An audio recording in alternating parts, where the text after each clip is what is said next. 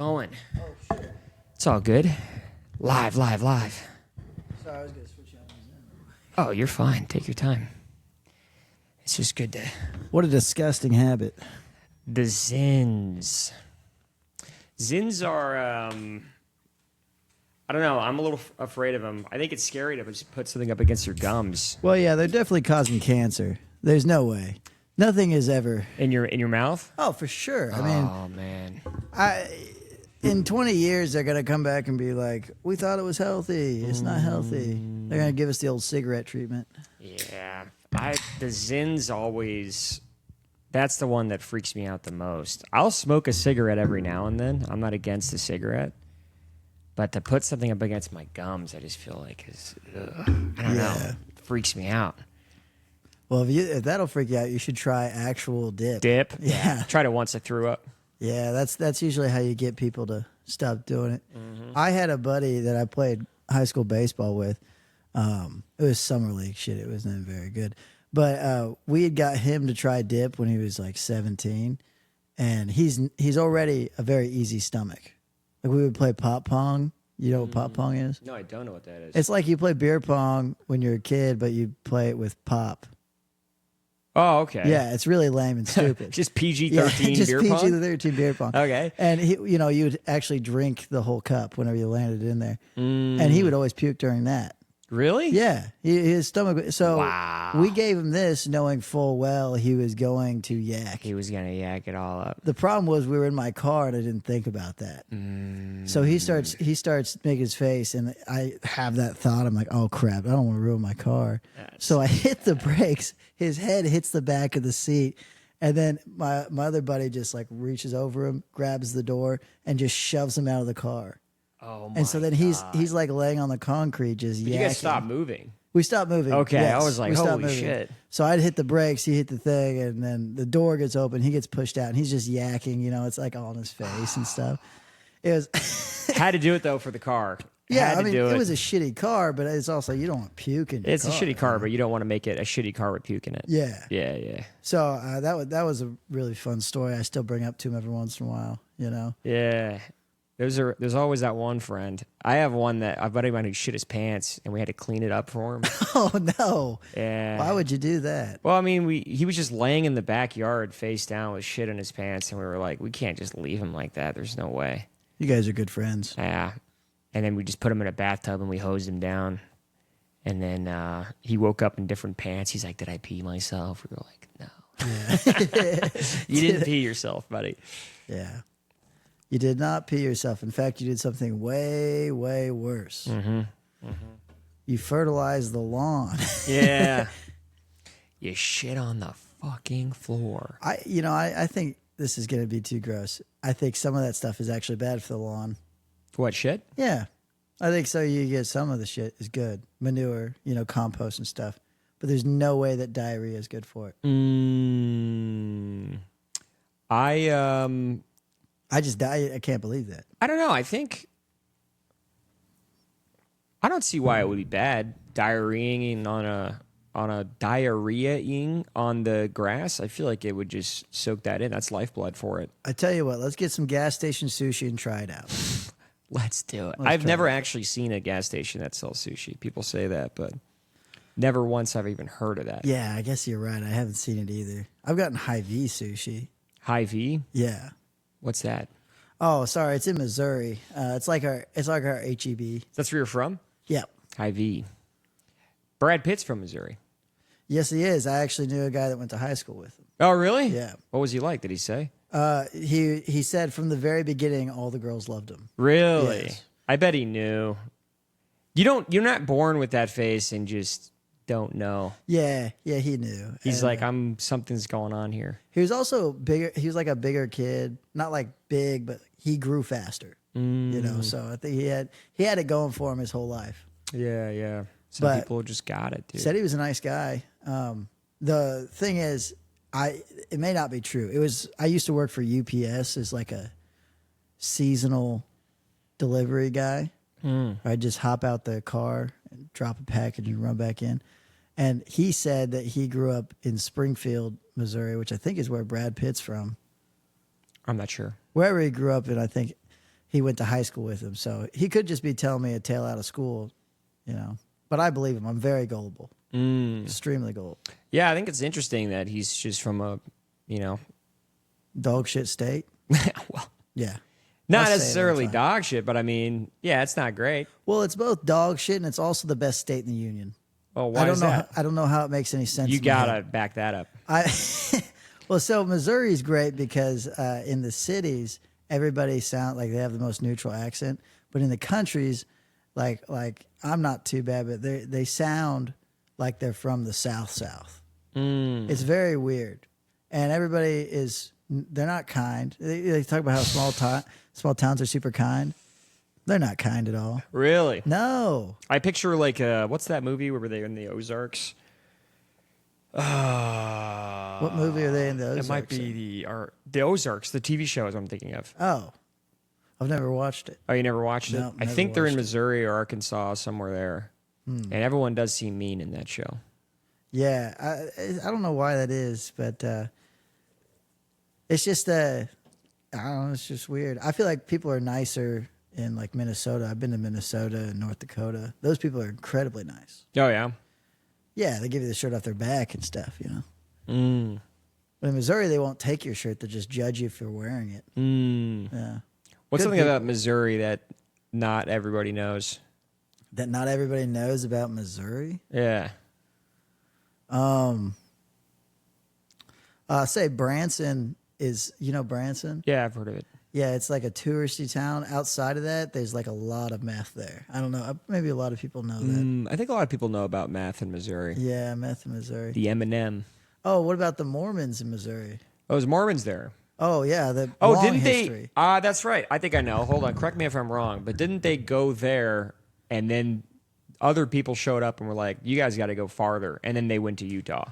That's a very PG way of how it happened. Yeah. It was Okay. more like the Mormons showed up, they made settlements, and then everybody around the town threw them in wells until they ran out. Bummer. Yeah. There's actually a place where That's where the Book of Mormon happened, right? part of it, yeah. Okay, okay. I think Are the you rest of Mormon? it- no, God, no. But my whole town, I don't mean to say God, no. They're good people, I guess.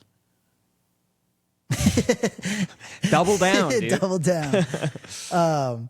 But yeah, they're the Mormons or whatever in Missouri is because they think, oh, what's happening here? I think that it's dropping video for a second. I'm not sure why. I noticed that my frames were dropping on... It should come back. Just got to give it a second. Am I good to keep talking? Let's give it a little moment.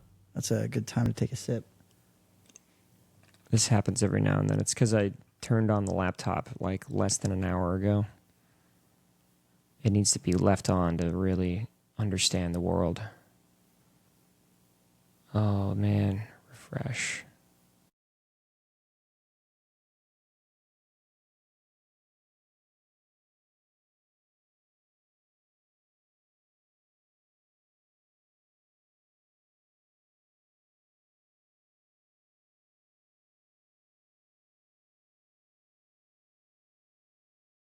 I picked up on it. Okay. I got you. I'm there. I'm in the pocket. Okay, now we're back. Should be good. Okay, you were saying Missouri? So they think the Garden of Eden was in Missouri. Oh, that's right. Yeah. Yeah, and it's Yeah. actually really close to where I grew up at. It's called like Amandi Amin Ahmed. Sounds incredibly Muslim for some reason. Does it look good? Yeah, I know the guy that farms the land. Oh, really? Yeah. Oh, dude. Zach Cox. Nice. Good man. I used to work for him as an electrician. He's like, yeah, I farmed the Garden of Eden. No big deal. Pretty much. Yeah. I keep seeing these trees with signs that say "Don't eat." Don't eat, man. That's funny. Mother Mary's out there too. Are there orchards there? I don't. No, we don't really have orchards in Missouri. Yeah, I was gonna say. I think don't there's some, It's a but- big apple town, Yeah. state. Small state, Big Apple. Yeah. So you were in Kill Tony. Oh, yuck. Yeah, I was. I thought you did good. What do you mean yuck? I didn't do that well. Really? I mean, I got a big joke book, but I've done way better. It was not my best performance. I thought it was pretty good. You did solid. You're a kind man. Harlan Williams hated me. Harlan was bombing all night. Well, I'm glad he could take it out on me. Did you see the because- one yesterday with Carrot Top? No, was it good? Oh my God, I was laughing the whole time. Carrot Top was hilarious. Holy crap. Yeah, people shit on Carrot Top, but he's funny. Oh, he's a legend, dude. Yeah. He's a legend. Some of the shit he was pulling out of that suitcase, I was like, that is the fucking funniest thing I've ever seen in my life. Yeah, the jealousy I have for prop comics is insane. Oh, man. He literally, one of the things he pulled out was duct tape.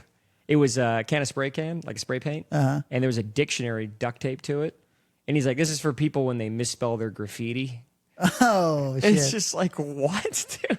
Yeah, that's fun. It is so funny. It's so random that it's really good, you know? Yeah, yeah.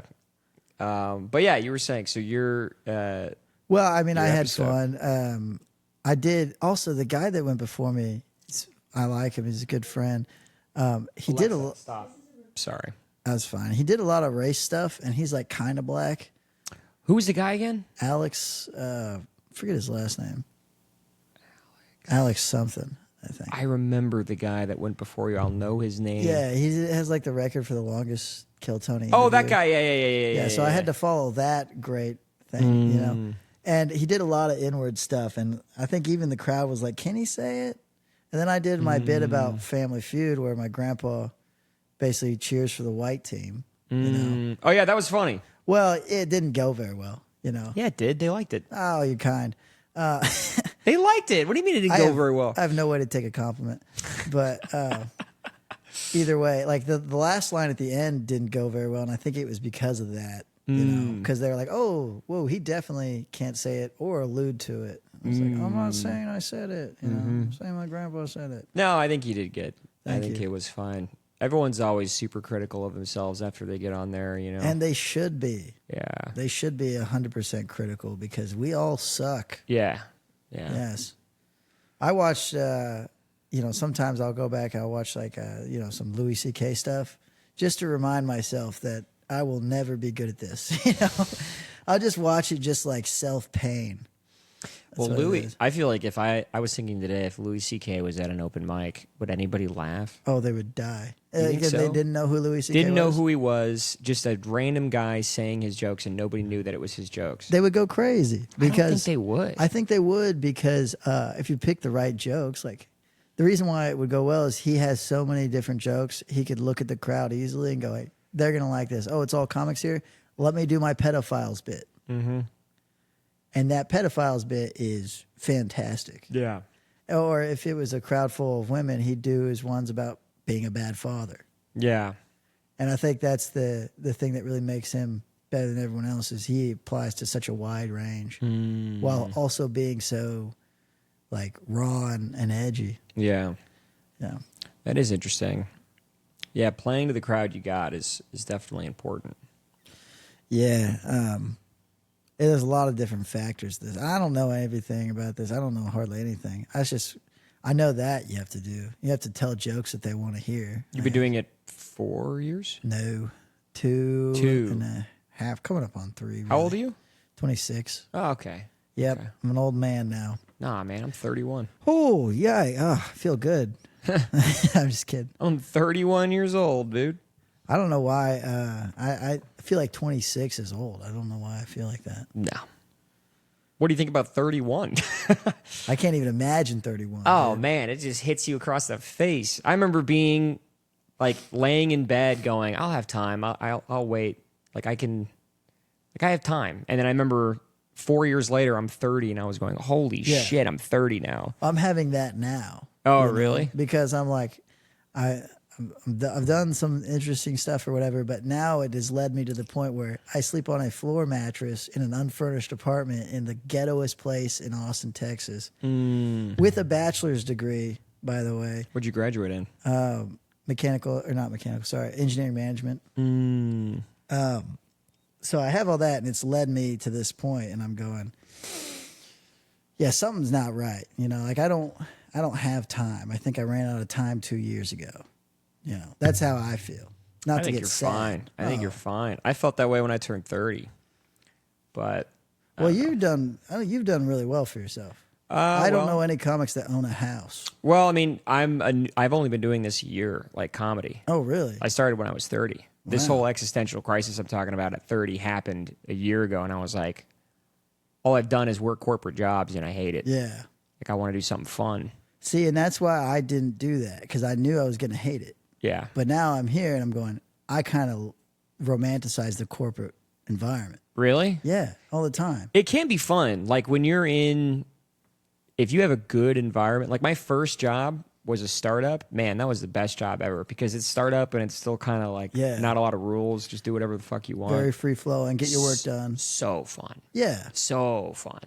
But then once it started getting bought out by like larger companies, then it was like And the bureaucracy. Yeah, this fucking sucks. It's always fun to work for a smaller company with a little bit less rules. Yeah. But once it's like you're working for some mega corporation, Right. The shit that the top needs you to do just ruins the vibe. It ruins all the fun. Yeah, because they're like, look, we need you to overthrow Baghdad real quick. Yeah, and they're like, we have compliance training that's going to take all day. You're going to have to do that all day. I need you to long. topple the housing market in Xinhua. Yeah, You know? it's like, bro, maybe I just want to fucking watch The Dark Knight for the 8th time. Maybe that's what I want And to do. get paid to do it. Now, isn't that the American dream? But I don't know. It's just like, I think because you have money, you might think that. But I think if you were worried about, getting in a car accident and having no more money, then That's true. that's whenever I go like, oh, it wouldn't be bad to be in the corporate world. That is true. Well, you could do corporate and still have a comedy life. Yeah, I mean, I'm trying to get more clean anyways because I've heard every dirty joke and every edgy joke, and I'm kind of tired of them. Yeah. I don't know why I feel like that, but I do. You gonna go Nate Bargatze? No, I don't think I'll go that far. I'll still cuss, but Yeah. He's extremely clean. yeah, Nate's the best, man. Really? Yeah, I like Nate. Nate and Shane Gillis, I think, are the two best doing it right now. Shane is really good. But yeah, I think one of my least favorites I talk about is Mark Normand. I'm actually not a huge fan. You're of not a Mark huge Normand. Mark fan, huh? No, not a big fan of Mark Normand. Well, why is that? He's just like, then I went in the store and they were like, what? And I was like, oh, Hey, rather be comedy. gay. Something like, I'm gay. hey, I'm gay. Hey, thanks. I'm Kevin Hart. And I said, oh, well, let me blow you. Ooh, it's just like, it's such, Blow me. it's the same, like, it's just that for an hour. Yeah, and that's- I'm like, I get so tired of it. I you know? can see that. I think I appreciate. He does a lot of simile. I really like simile and comparison jokes. Oh, Yeah. yeah. So I like that. But He's like, if I did that with a baby, then I'd be in jail. Like something like that. if I did that with a baby, I'd be in jail. Yeah. Yeah. And that's Or- okay. But for me, I get I respect the shit out of like a Louis C.K. because for him, it feels just like a story. Yeah. It's like this happened to me and I'm upset about Well, it. all of his bits are skits. Yeah. They're all like skits in written Right. form. And then Shane Gillis is similar. It's all just, this is something that happened to me that I think is pretty funny. Right.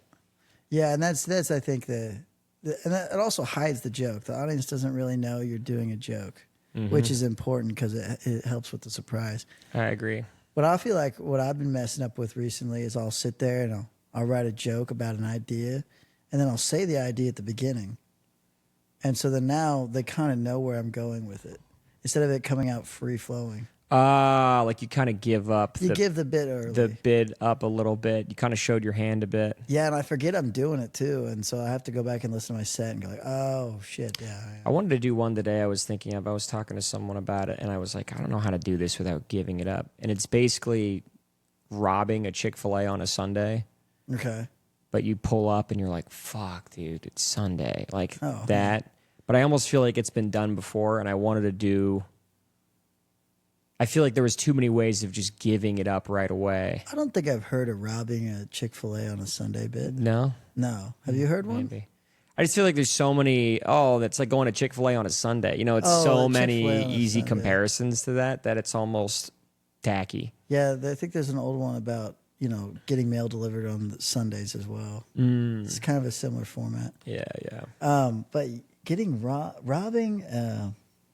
So what's the idea? I guess you want to rob a. I just think it's funny, like a bunch of robbers showing up in the parking lot and they're having the same reaction that you would have if you pull up and you're like, oh my God, it's fucking Sunday. We totally forgot, you know? I think it's what's funny about that is I'm thinking that it's God that's on their side. Yeah. Just like, oh, God knew we were going to do this, so he closed it down. Someone gets religious because he's like, we went there on Sunday and it was the Lord's day and we should have known that. We should. And he gave up his life of crime. He just sat. They sit there in their ski masks and they just start doing the kumbaya. Yeah, they're like, oh shit. I have that one, and then I was working on another one that I've been doing, and I think I have a better way of doing it. It's about a caveman, but he's like an Al Gore conservationist caveman. Okay. And he's walking around being like, guys, we got to stop killing all these mammoths. We're gonna run out. Like we're gonna loot, but everybody else just thinks he's gay. They're like, this guy wants us picking berries. That's so gay, you know? Yeah. Something like that. What are we gonna eat? Saber-toothed tigers? Yeah. Those are never going away. What are you, an idiot, dude? What are you, an idiot? Something along those lines. Those are the two that I'm really like, oh man, how do I word this to make it work? I have a bit about mammoths. I finally got to work. Oh yeah, what is it? It was about how they're gonna bring the mammoth back. And so, like, the short part of the bit is they're going to bring the mammoth back by putting DNA into an Indian elephant, which I think is fine until, the mothers give birth. And it's like, God damn, I need to shave my pussy. What this the thing fuck is happened? ripping my vagina apart. Well, more because she doesn't know that it's going to be hairy. Oh. And in the long version, it makes sense. But Yeah, for I the got short you. I idea got of you. it- I didn't even go there. I was thinking the tusks are just so fucking big. By the way, that's a great idea, too. Yeah. Yeah. This thing is literally ripping my vagina out. The only issue is you'd have to know that mammoth tusks are bigger than, You would. and the audiences are generally not on the mammoth, Yeah. brainwave. But two astounding autistic men here Yeah, maybe. know all about the Stegosaurus and the. I know about the mammoth gestation period, which is 2 years. Yep. And that's part of the reason why they died. It's too long to make a baby. Right. Can't Yeah, protect a man. baby out there in Siberia for 2 years with people looking for you. And that's why rabbits are the dumbest thing, and we still have them. Rabbits are scary in that way because I always remember this this cartoon or something I watched where they locked these two rabbits in like a basement, Yeah. and then they opened it later, and the whole place was covered in rabbits. That's a horror movie. I know, and I don't care that's what you say. scary, right? That is a horror movie. That's scary, and it's like, oh my god, how do we stop this? And it's growing, and it's like it's building up the staircase to the basement and starting to pour into the house. No, sir. Dude, that's terrifying. Everything that is fluffy and cute is apt for a horror movie for sure. Like kids. Yeah. Or like Kevin Hart in the Pets movie. Disgusting. That's good.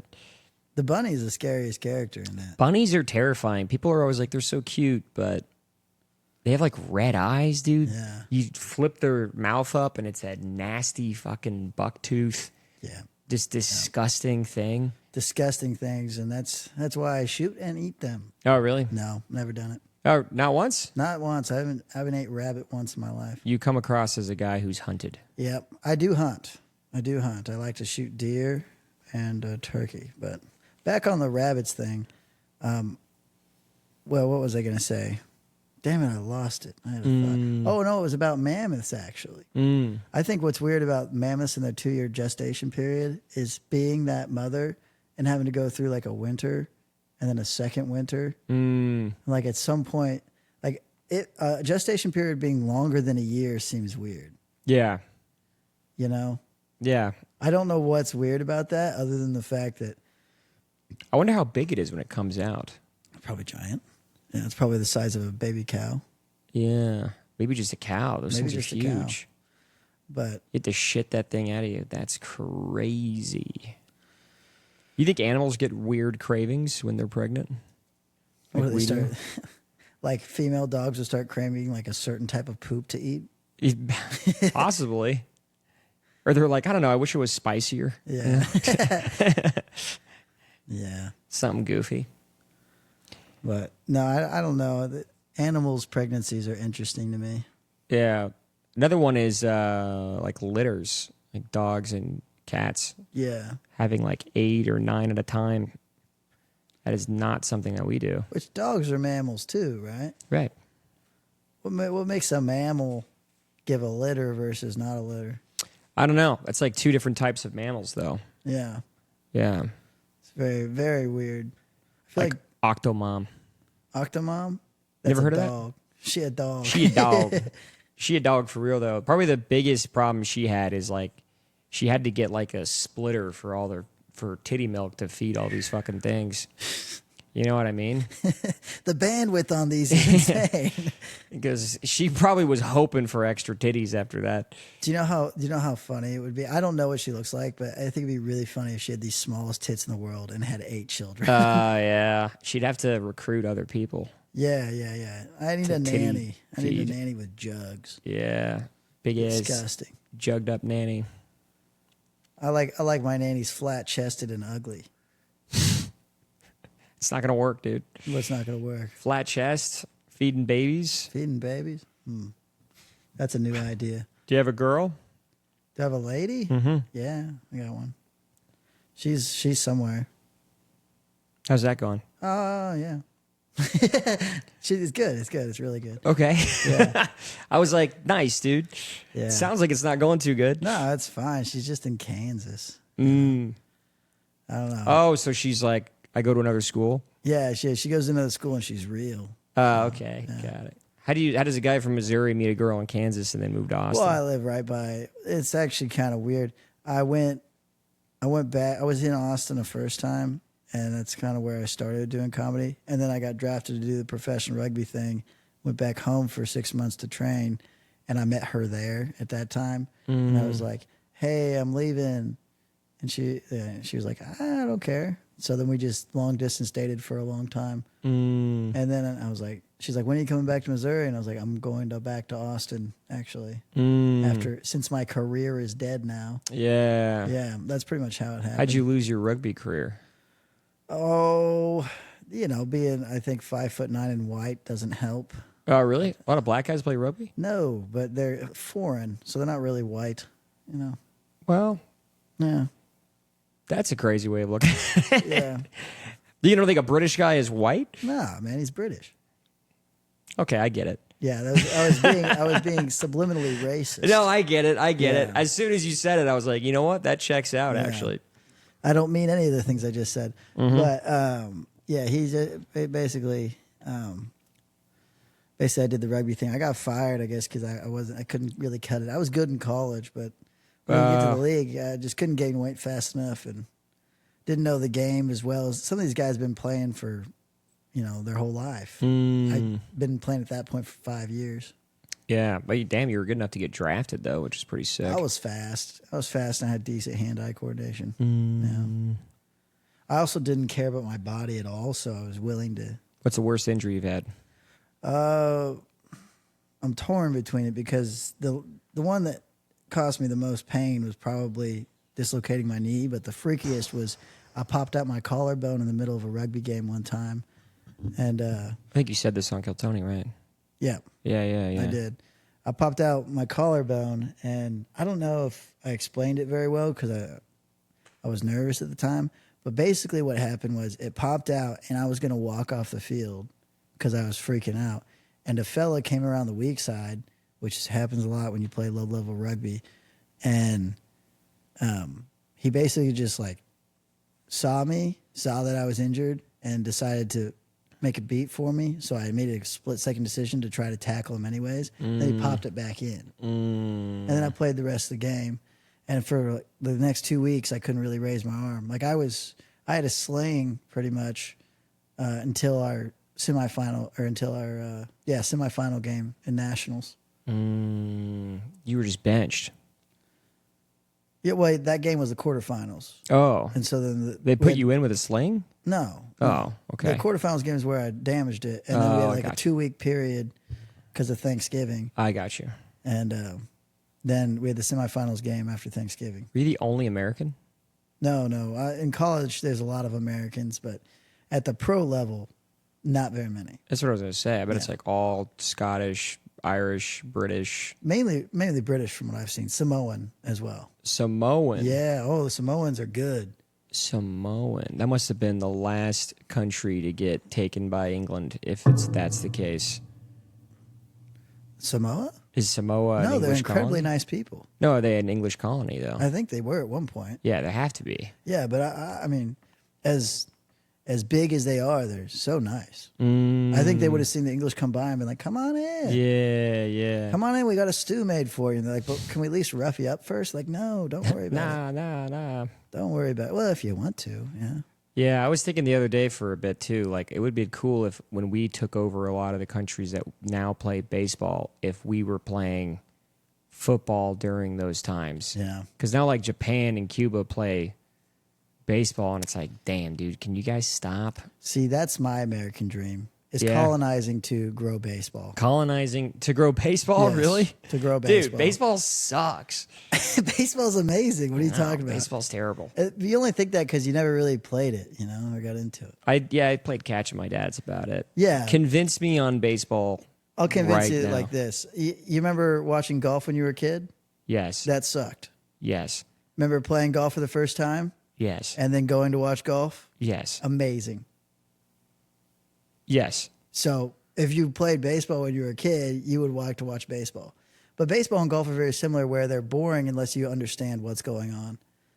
So like baseball, you see a pitcher throw a no hitter. A guy who's not a baseball fan is like, that was the most boring thing I've ever seen. Yeah. But a guy who's played baseball is like, that was the greatest thing I've ever seen. Yeah, but that's why it sucks. Yeah, but okay. Because you guys are a bunch of nerds. Like, oh, that was so watch a awesome. golfer play excellent golf. Go 13 Yeah, under. but there are moments in golf where even someone who has no idea is going on is like, damn, that was kind of tight. You know what I mean? Oh my God, that ball got 2 inches from the hole. That's what they're thinking. That's exciting though. That's adrenaline inducing. But baseball people will be like, wow, they didn't hit a single ball all game. That's so badass. Yeah. But if you're just like a girlfriend at that game, you're like, that was the fucking boringest shit ever. I'll give you that. It's more exciting to see something happen versus nothing happen. Exactly. But I will say the level is very minimal because they don't understand how difficult it is to hit a ball 2 inches from the hole. Okay. So that's why they're not really appreciating it. Okay. But I think if we colonize, this is my main point here. If we colonized and took over and did heinous acts to several countries, impoverished or not, Yeah. and forced them to play baseball, it's all worth the bad things that we did. Because then all of a sudden now we have the real World Series, which is like the World Cup, but baseball. Yeah, but no, dude. I'd rather have the Super Bowl. Well, I don't even like football that much. But I think if other countries played football and were part of the Super Bowl, that'd be kind of badass. Well, I like the Super Bowl because the halftime show has the possibility of a nip slip. Well, It's been not zero. It's been a while. Yeah, It's been a hot minute. What was it, Lady Gaga? something like that. In baseball, there's 0% chance. Yeah. They don't have a halftime show. Another reason why it sucks. Yeah. I just, Soccer? gay. Really? Super gay. You're one of those. Really? Yeah, I played rugby. Wow. You got it. Well, yeah. Rugby and soccer are like the most opposite things when it comes Yeah. to manliness. Pretty much. Because you kind of have to be a bitch in soccer. The old phrase that rugby players always like to say is that rugby is a gentleman's game played by hooligans, and soccer is a hooligan's game played by gentlemen. No, I have it backwards. Rugby is a hooligan's game played by gentlemen. Soccer is a gentleman's game played by hooligans. Okay, that makes more sense. Yes, because Yeah. they're all flopping around and kicking. But some of the shots that you'll see in a soccer game. So uninteresting. What? Yeah, I said it. If you could watch a soccer highlight right now and be like, holy shit, that's fucking nuts. Go you see something neat? Watch this guy dislocate his shoulder. Yeah, but that's just Yeah. brutal. Watch this guy run really fast. Yeah. It is pretty interesting watching rugby, though. Well, it's really interesting because they're big guys that run fast. Yeah. And they don't have pads or anything. They're Nope. just clocking each other. So are there less concussions because of the no helmet thing? Is that a real thing? No, people say that. I mean, it is a little safer because when when your body knows you don't have anything protecting you, you do try to do things correct. But there's still more concussions in rugby, I'm pretty sure. Oh, okay. It's just Yeah. less people playing, so it's maybe skewed the The numbers. frequency is probably different, but I still think if you played it with the same frequency, I think you get more concussions in rugby. However, there is a psychological thing that happens whenever, because I played football. Like and you I say, played when you rugby. think you're protected, you don't adjust yourself. I used to just throw my body at people, Yeah. And then when I started doing rugby, I was like, okay, that hurt. I would like to break down now. Yeah. But either way, I had a guy. What was his name? I can't remember his name. He played at UCM, but he was just running full steam at me, wide open middle field. I was playing fullback, so I'm the last resort. I have got to tackle this guy, and he is just coming straight at me. He's not trying to do a right, a left, or anything, and I see that in his eyes. So I basically like jog towards him, try to get ready, and I break down, and I put my shoulder right in his hip, and then all I heard after that was just a little crack. And my neck just felt weird for like 3 days. And by the way, he scored on that too. It was the most embarrassing thing that's ever happened. To ruin your body and get scored on? Yeah, Shit, dude. Because it's really cool if you tackle him and you're like, hey, I tackled him. This is how I live my life now. Yeah. But if you do this, like, hey, I was a bitch, That's crazy, though, to be like, I did get that tackle back in 2011, and then you're just fucked up for the rest of your life. I mean, you're like, but I did get that tackle, though. Yeah. That's insane. But I did get that tackle, bro. Just telling that the rest of your life in a wheelchair with a slur. That's kind of rugby players in a nutshell. God. It's really, really fun. I got a story for you in a second. It's really, really fun to sit after the game and talk about all the injuries. Yeah. Yeah. I bet that is cathartic. Yeah, it's pretty interesting. But what's the story? Oh, so we used to do this thing whenever for my unnamed college because I'm not gonna name it because it's kind of heinous. But we used to do this thing where we would sit in the basement of one of our alumni's places, and we would just get out Wikipedia and read all the racist slurs. Oh wow! And so, like, if you were white, you could say all the white slurs. If you were black, which we had one black guy. Oh wow! So it turned into us just watching the one black guy. It's like show and tell. Yeah. But the whites got some good ones too. Yeah. I've never heard a white slur that actually made me feel bad though. The one I remember, well, yeah, they don't make you feel bad because they're funny. Yeah. But lint leeches was the best one for white guys. Yeah. A lint leech? Lint leech. What does it even mean? Well, it's just a made-up white slur, Snow roaches was another one. Snow roaches. Yeah. Do you remember did you see that Daniel Tosh thing when they're talking, they do makeup, they made up slurs? No. And then they read them to a panel of people of different races to see like who would get offended by that. what. That's a great. It's so funny. They'd be like, all right, so spoon face. And then one guy raises like, I'm offended. That's fucked up. And he's like biscuit neck. Everyone's like, dude, that one's bad. Yeah. That's a great bit. Tosh is one of the goats. Yeah, that is so funny, dude. So creative. Yeah. That was a really fun thing to do, is just to sit in the basement and not worry about being offended at all. Like, it was not good what we were doing, but nobody was really approaching with any maliciousness. No, that's fine. It was just like kind of a dead poet society, but instead of reading poetry, we're just saying heinous stuff and laughing. It's still the Dead Poet Society. If you just say Dead Poet, I think that's actually perfect. Yeah. We used to do that on the bus.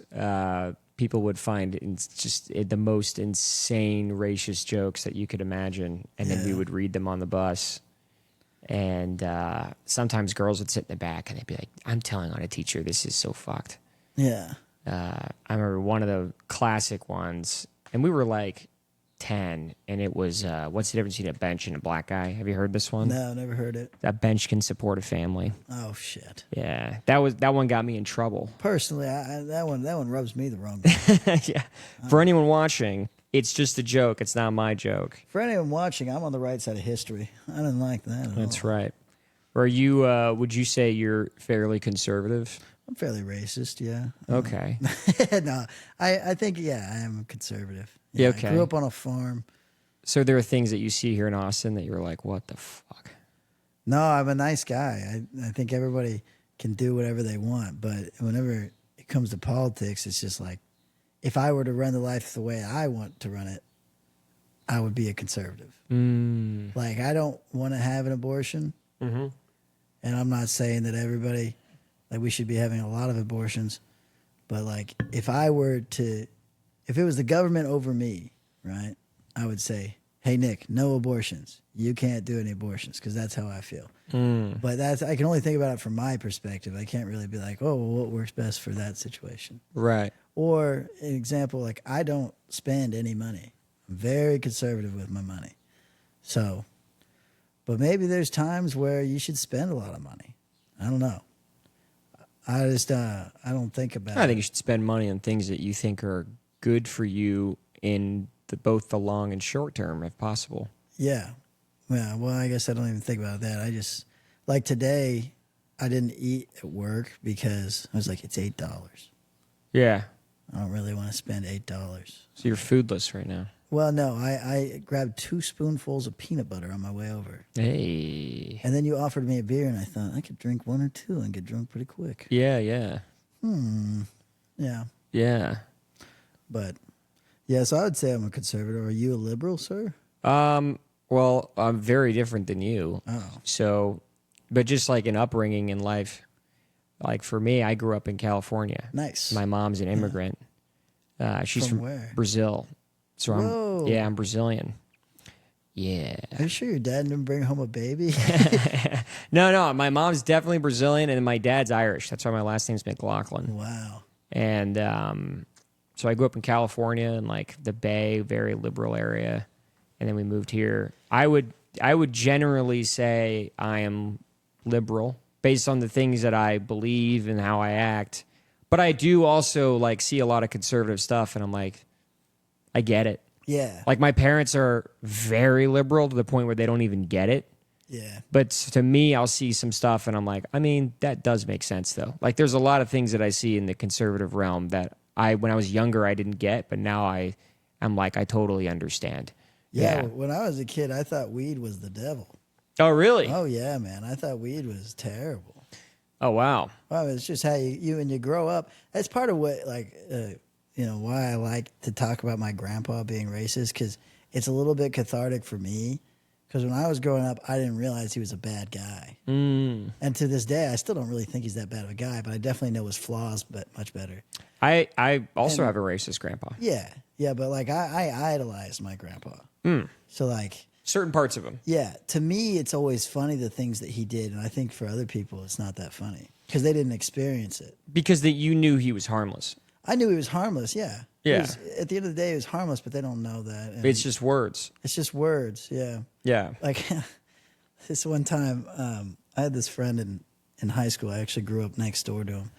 And he was a black guy. He was one of the only black guys we had in town. I used to play with him all the time. And my grandpa found out about it and was like, I think I was like 14 at this time. And he was like, I heard you've been hanging out with so-and-so. And I was like, yeah, I have. And he goes, well, you just, you need to be careful. Yeah.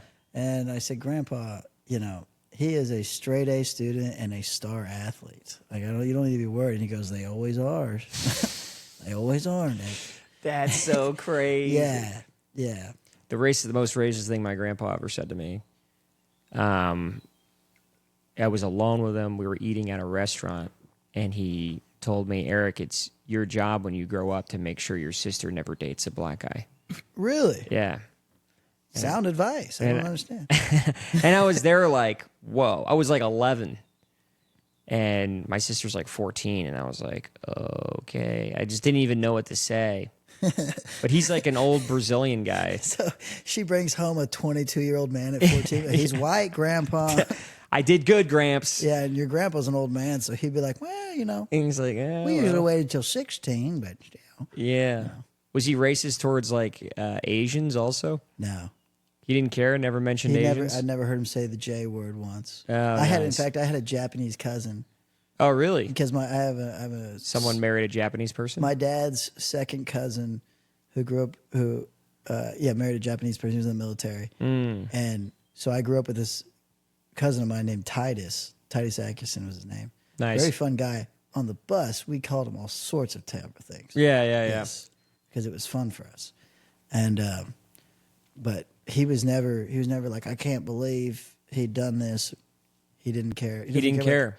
Doesn't care about the Asians. Doesn't care about the Jews. He doesn't care about Mexicans. It was just specific toward black people. Just specific for that. Interesting. And I think, well, Missouri has a history with they were Confederate, right? yes and no. Yeah, right? they were like half and They half, were split. right? Yeah, they were split. Yeah, But they ended up deciding, it's called the Missouri Compromise. that's right. Yeah. So they eventually decided to become a slave state, even though they didn't really want to, just to keep the peace. Right. What was the Missouri Compromise again? So History lesson. when in 1821, whenever Missouri was deciding to become a state or not, the issue was if they become a free state, then all of a sudden the power is toppled. Is shifted to the and top. so then the southern states were like, well, Right. we'll revolt. Right. You know, because at that time, even in 1821, the abolishing of slavery was already on the ballot. There was tension. You know? Right. And so they basically, to keep the peace, they decided to be a technically slave state. But there's like, in the South, you could probably throw a rock and hit what used to be a plantation. Yeah. In Missouri, there's like maybe 2 that I know of that, you know, you pass by and they're like, this used to be a plantation. Did Missouri have state history class? State history? Well, it was in our regular history course, but it wasn't like a full class for the history. So you didn't of have a Missouri. class for the history of Missouri? No. Interesting. Yeah. And to be honest, the parts we talked about was really about Daniel Boone. We talked Really? about Daniel Boone a lot. Yeah. My buddy was in here talking the other day about how he's related to Daniel Boone. His last name is Boone. He's Yeah. like, that's my great-great-grandfather. Wow. I want to meet that man. Yeah? Yeah. This computer, that's his. Okay, can I hold on to it so he has to say hi to me? If you want to, dude. Yeah. He said he's related to him, and he said he's also related to William the Conqueror, and I was like, oh, well. Don't know who that is. He invaded England in the year 10,066, And his name was William? or 1066. William the Conqueror, yeah. Well, yeah, that's Missouri. It's a pretty great place, you know, in the country at least. Yeah, that's interesting. Yeah. What's really funny is Wait, what was the compromise again? So then, so the Missouri compromised to become a slave state. to be a slave state, but they Yes. didn't want to be one. Some people did, but mostly no. If it would have Yeah. gone to a vote for Missouri, they would have been like no. And what's interesting is there's also the war between Kansas and Missouri. Yeah, I've heard of that. Yeah, I think for it's blood something. I forget what it is. Yeah, because Kansas was a blue state. Yes. And I know a lot of people were moving to Kansas from blue states to keep it a blue state, Yeah. right? It was a lot of that going on. Something like that. Yeah. Yeah. A lot of turmoil. It's a very interesting point in America's history. Yeah. I don't know everything about it. You like history? I like history, yeah. I just can't remember anything. I have the worst memory on the planet. Really? Yeah.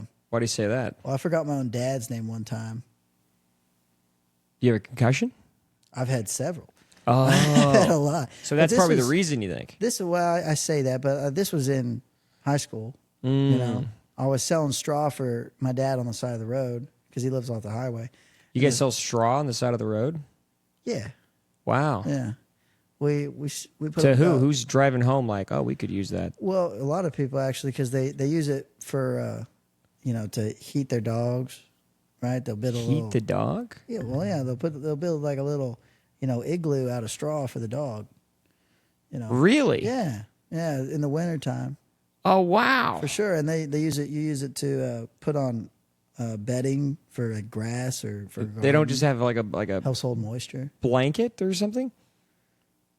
Or bedding, I get, for moisture. That makes sense. Well, I mean, a blanket's not going to be as good as straw. Straw is incredibly good at holding back the heat. Have you ever touched straw before? Once. It almost feels plastic. you know? Really? Yeah. And so you put a lot of that together. It's like it's not. Is it just grass? It's a type of grass. I It's a believe. specific type of grass. Yeah.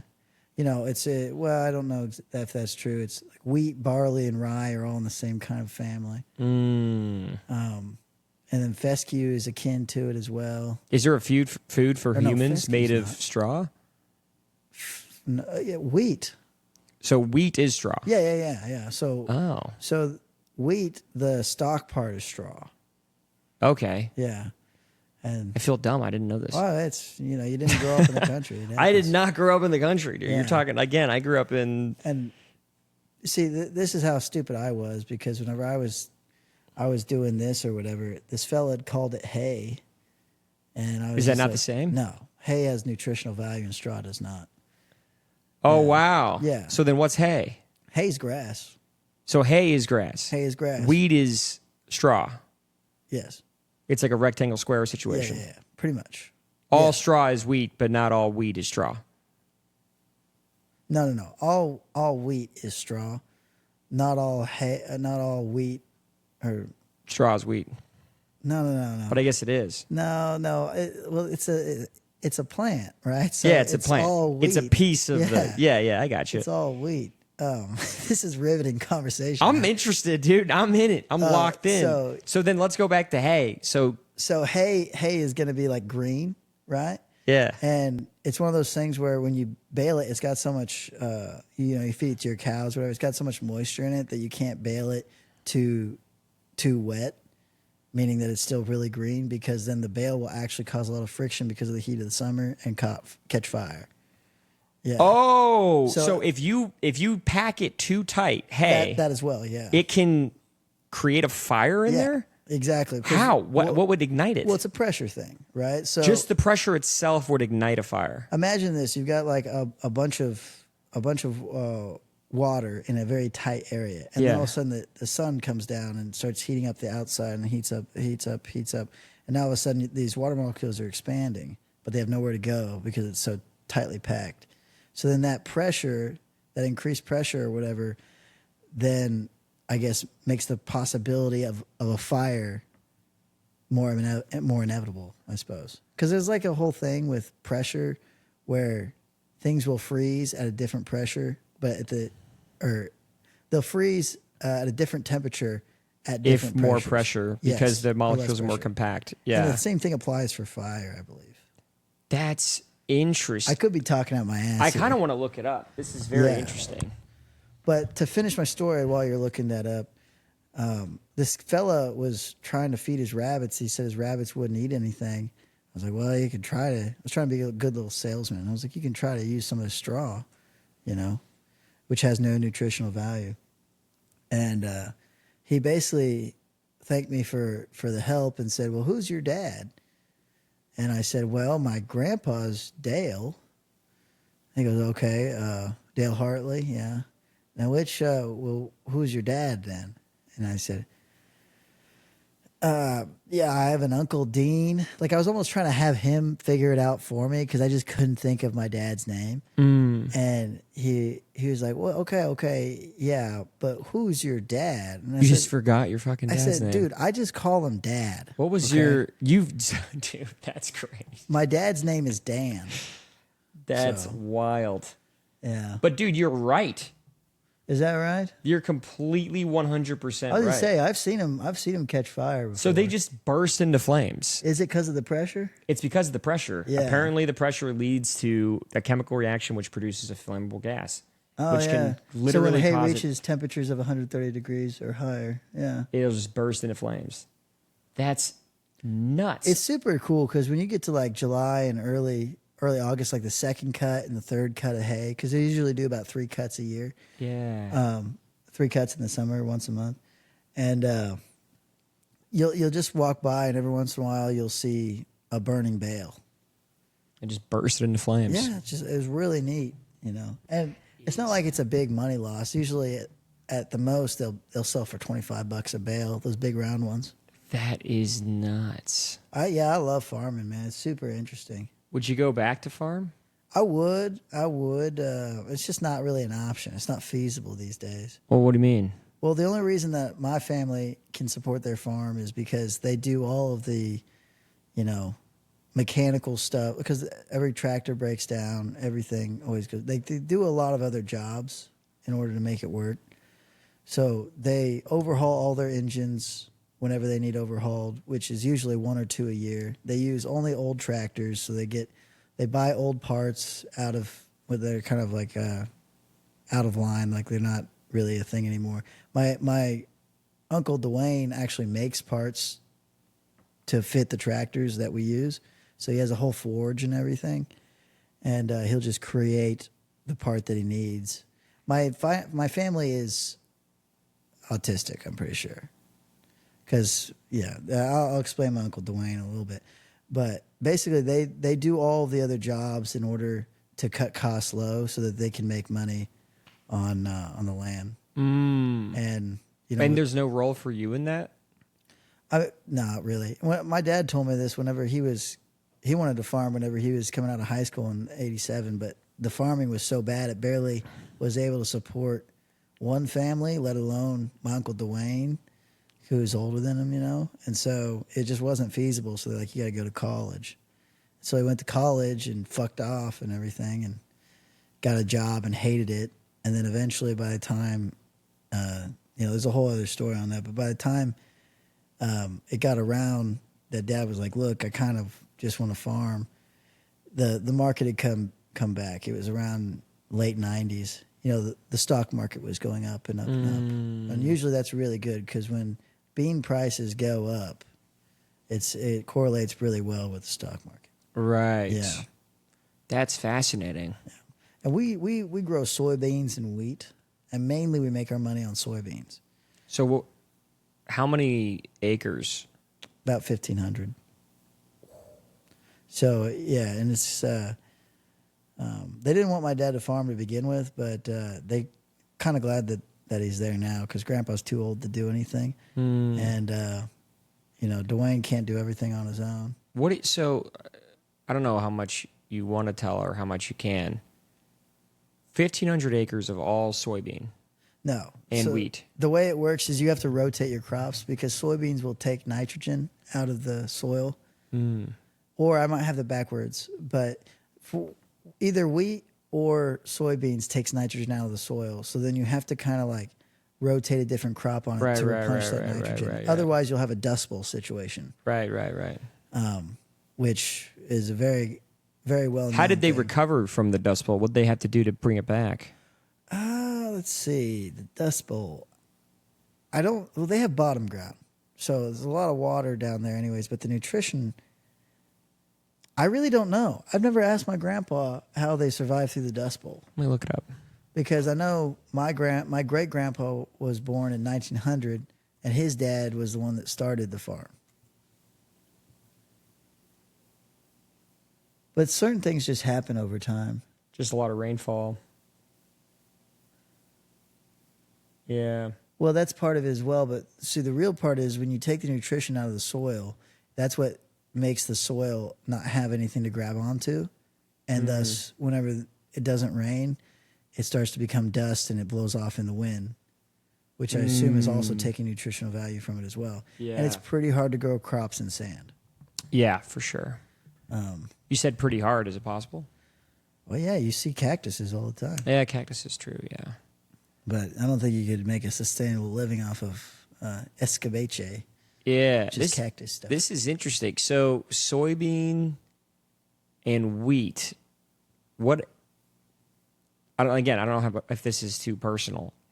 You take a whole field, 1,500 of that, and you sell it. What is that worth?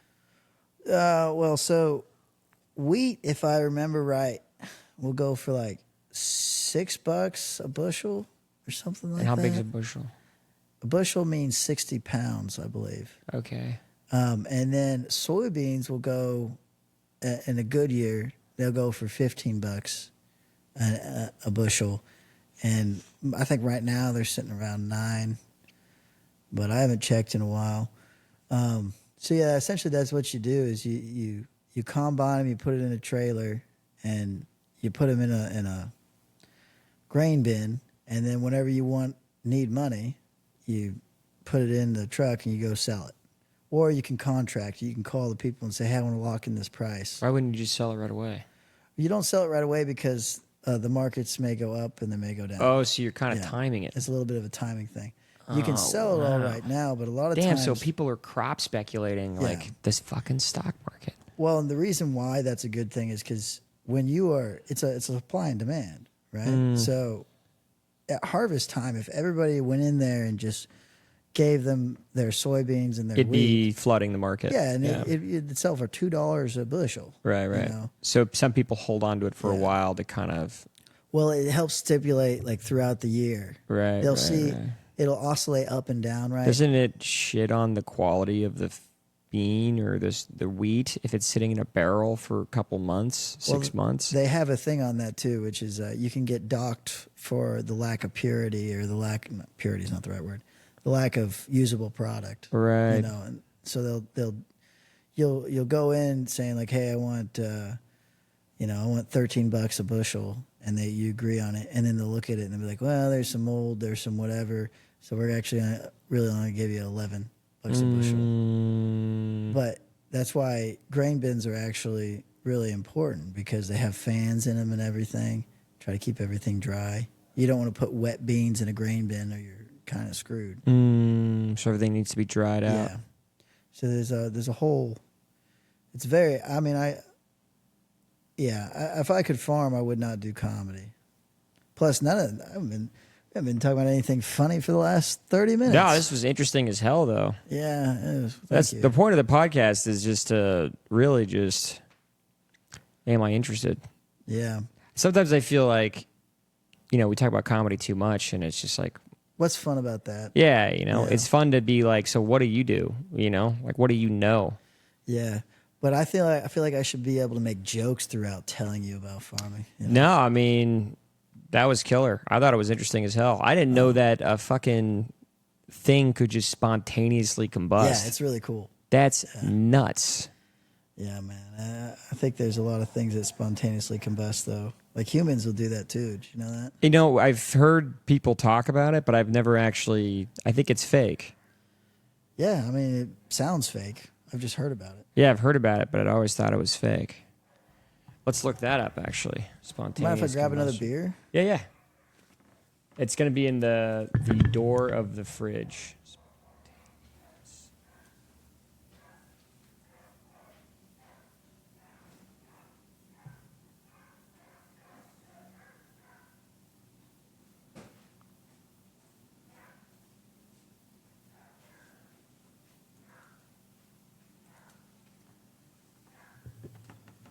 Pseudoscientific. Yeah, it's fake. That shit ain't real, bro. Not real. Yeah. I was wondering if maybe there was some science behind it at all, but no. I just wanted that to be real, because I think that would be one of the greatest horror movies ever. It's people blowing up. Yeah, it's just like, it might actually be the worst, but I just imagine you're sitting in a class, and it's just the music gets dark, and all of a sudden the lights go down, and you just see a guy, boom. Yeah. I like the idea of The Happening. I always thought that was kind of a cool idea, but they just executed it wrong, I don't really watch a lot of horror movies. I don't know The Happening. Oh, you never seen The Happening, dude? Yeah, I don't mess around with that devil stuff, Oh, it wasn't even the devil, brother. That wasn't? No, it was the devil was the one where they're trapped in that elevator. Do you remember that? No. Oh man, you guess you don't watch any of them. Holy I've seen shit. Sinister. Sinister's good. I still think about it. It's far too scary, dude. I burnt the CD or the DVD. Of Sinister? Yeah. It fucked me up that good. That's bad. The big one for me was The Grudge. Never seen it. Oh. I'll just tell you, the ones I've seen are Paranormal Activity 3 and Sinister. Paranormal Activity 3, Sinister. Dude, That's it. Paranormal Activity 1. Never seen it. What the Never fuck? seen How are you it. going to watch 3 and skip 1? I was just at a friend's house and they're like, let's watch Paranormal Activity 3. And I was like, guys, we don't have to. We could read Bible verses instead. Oh my God. Are you super religious? Nah, not that really. I mean, I'm pretty religious, but like, I would never be like, hey, let's read Bible verses instead. Yeah, that would be, that'd that'd be boring as be hell. pretty Dude. lame. I don't like to think I'm a lame guy. What kind of denomination? I'm not denominational at all. I grew up Presbyterian. Just Christian X. I think it's silly to have a denomination. I think it's one of the stupid things that divides us. I'm a Baptist. I'm joking. Yeah, well, you don't look like a Baptist. No. My parents are Catholic. I was gonna say Irish and Irish and Brazilian? Brazil, that's Catholic. very Catholic. Yeah, Very Catholic. Yeah. My the parents. one true religion. Yeah. But they're fucking. American Pope, though, hey. But My grandpa's not Catholic. He was excited. oh yeah, And he's like, finally, an American Pope. I was like, you hate the Catholics, Grandpa. yeah. You don't care. It's just cool that we got one. Yeah. Well, and that's part of my problem is that's the whole issue is one man being from one country means that religion's going to get better for us. That's not religion. It's supposed to be worldly. It won't be better for us at all. Why are we so happy about where this guy came from? Yeah, it doesn't matter at all. That's like whenever I went to church camp one time, a very liberal place, and this black lady was having... Is it really? Yeah, it was a very liberal church camp. This black lady was having a meltdown because she was like, I just don't understand these... Fuck. It's okay. I can't say that word. And then You be can. talking about God. You can say fuck. I'm not sure why we're having issues, though, today. I'm not really sure what's going on here. I know they can still hear us. It's still going. It's just the video is having trouble. Okay.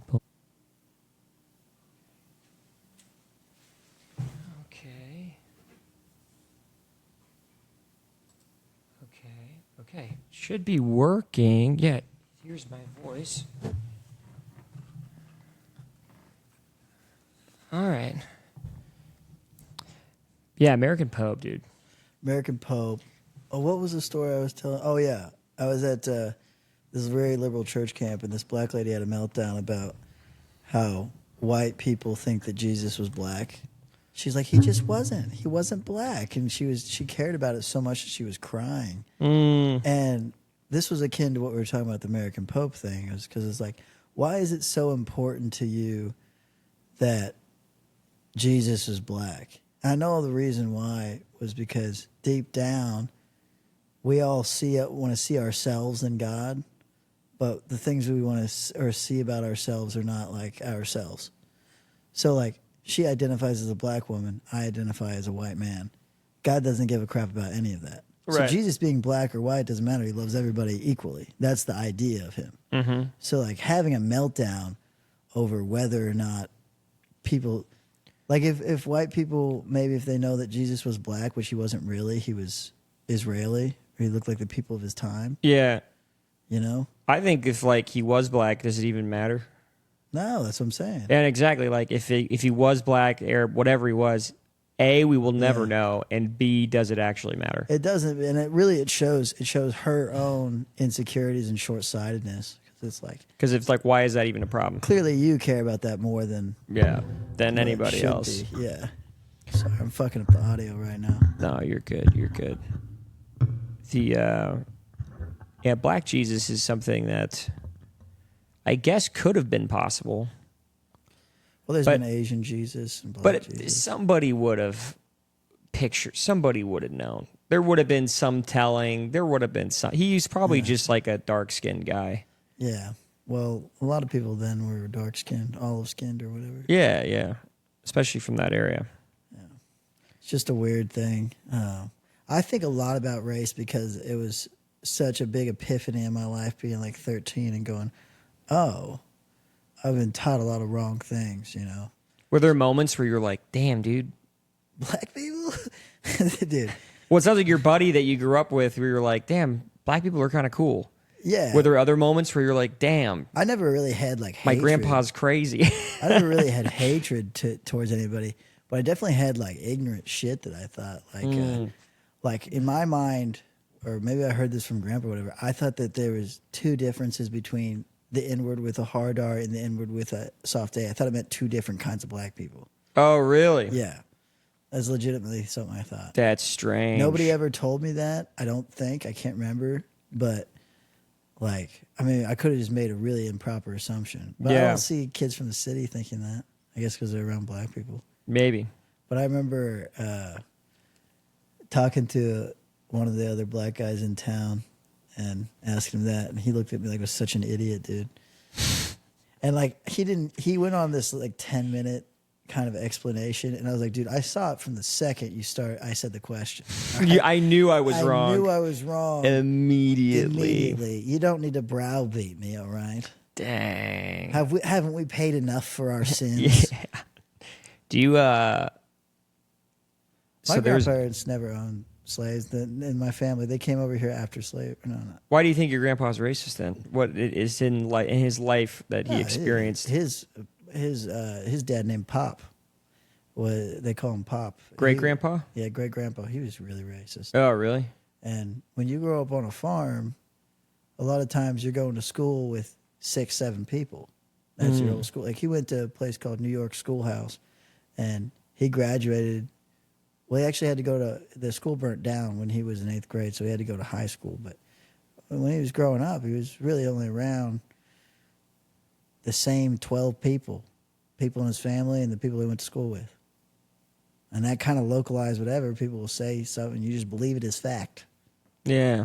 That's just it. It's because that's everyone that you've ever known to ever exist has that belief. And then it doesn't help when you look at the news and you see another black man has been arrested, you know? And then it's like, wow, no, it's so true, you know?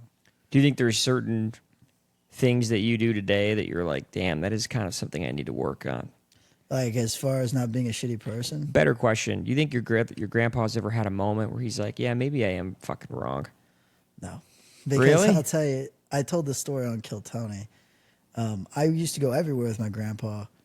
And for the longest time, what kept me going was I was like, my grandpa, who I love dearly and is literally the nicest person to me and I admire, he doesn't really hate black people. He just doesn't like people who don't like the things he likes, you know? Oh, you did mention this. Yeah. Kill Tony. And then he basically found that man. By the way, I didn't tell the story right because I was nervous. But it sounded like he still didn't like that guy. Yeah.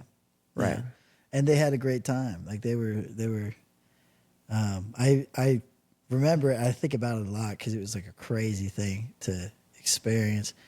Because I was like so happy. I was like, yeah, Grandpa's a good guy. Grandpa's gonna lock in with this guy. And see, it was really selfish in my mind because I was like, see, now I don't have to feel bad about, you know, like thinking my grandpa's the greatest. And he just tore it all down right there. And that's where I'm saying, like, he's harmless. In public, he's never going to be rude or mean. It's just all behind closed doors. That is rough, man. But he is truly a fantastic person. I remember he taught me how to do woodworking. It was always so encouraging, and he was always so nice and kind, and he knows so much about everything. And I remember one time I was changing my oil out at his place, and I forgot to put the drain plug back in. And all the oil I put in just went right back out. So I wasted money, and money's a big thing. You know, like you grew up on a farm, you penny pinch. You know, he's a hoarder. He's got fields and fields of car bodies with junk stuffed in them. He doesn't throw anything away. Right. And so he saw me, you know, waste the $20 of oil, and he just looked at it, and I could tell it like really bothered him. And he's just like, you know, we've got more. And it was painful for him to say that. But he had to, but he did it. Because he just wanted to ream me out, you know. Yeah. And that's not like the best story comparing that to racism. Yeah. But like that's just the kind of person that he actually is where whenever it really matters, he's a good person. Well, I mean, I get it. Like I said, I have a grandfather that's racist as hell. So good guy. I like him. Yeah. Well, my grandpa was also a good guy, but he also had like anger issues. Yeah. But he was also super generous. He was super nice. Everyone loved him in the neighborhood. Right. But he definitely he would say some shit that's like, damn, Grandpa, what the fuck are you talking about? Yeah, and that's what, honestly, I might be getting too deep here, but that's what kind of ticks me off is villainizing these imperfect people. Yeah, everyone's got something that they're not great at. It's hard to defend a racist man. It is. And it's like, look, he's not a good guy. I'll admit that. But he's not like the devil that everyone makes him out to be. You know, that's because nobody's perfect. It's the same thing with war. That's what it is. Because in a war, it's like, that's the enemy. Right. You know, like that is the enemy right there. But you have to realize, like, on the other side, there's still people. There's still just people on the other side. Says who? Well, I'm kidding. I say it's still fun for me to make racist stuff. I know, but it's almost like I know. It's almost like, yo, is Grandpa coming out of him? Yeah. Well, Grandpa, are you in the room with us? Croak twice if you can hear me. We're channeling Grandpa out of his. Is he alive? Oh yeah, he's like, Yeah. but I think that's why I like How to old is do he? that, because it's so funny for me to see the ambivalence of a blindly racist man. Because I think my grandpa's hilarious. Like, we do this thing where when the kids are around, especially now that he's really old, he'll start spouting off on Family Feud or whatever's on the news or the NFL or something, and he'll just go on these rants, and everyone just kind of sits quiet and like waits for the storm to pass, just kind of sitting there picking at their teeth, going, well, do you guys want to play cards at all? You know, Do your mom and dad have the same? No. Or are they just completely like, No. yeah, it's just Grandpa? Because by the time my dad was going to school, you know, like there's a lot more people around. It was a different time period. Like, Grandpa went to school in the 50s. My dad went to school in the 80s. Yeah, so by That's then it 30-year was difference, you know. By then it was already kind of set in stone what's going to happen. Yeah. I mean, there's probably got some uncles who are in the closet about it, but they at least know that it's not cool to say that stuff out loud. What about gay people? Does your grandpa hate gay people? Yeah, I guess he does. He never talks about it. Never talks about it, but it would make sense that he. I don't think he hates them, because I just think he doesn't like them.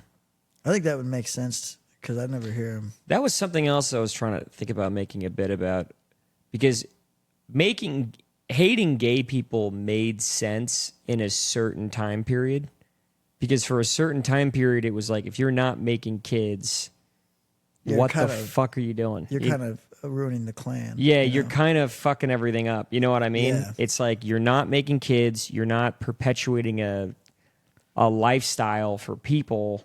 You're not building something that can like make you live and make everybody. You do it for the family, you know? Yeah, it's the same reason why there weren't comedians when the Indians were running around. Exactly. There was no value in that. Yeah, there's no value. But now you could be gay and it's like no one gives a shit, because there's actually more value, I think, in being gay now. Yeah. Well, I was about to say, I said this the other day and I didn't realize how insane it was. But it was like, I think I don't hate gays at all, but if I do hate gays, it's today's gays, because the gays in the past, you know, they were gay.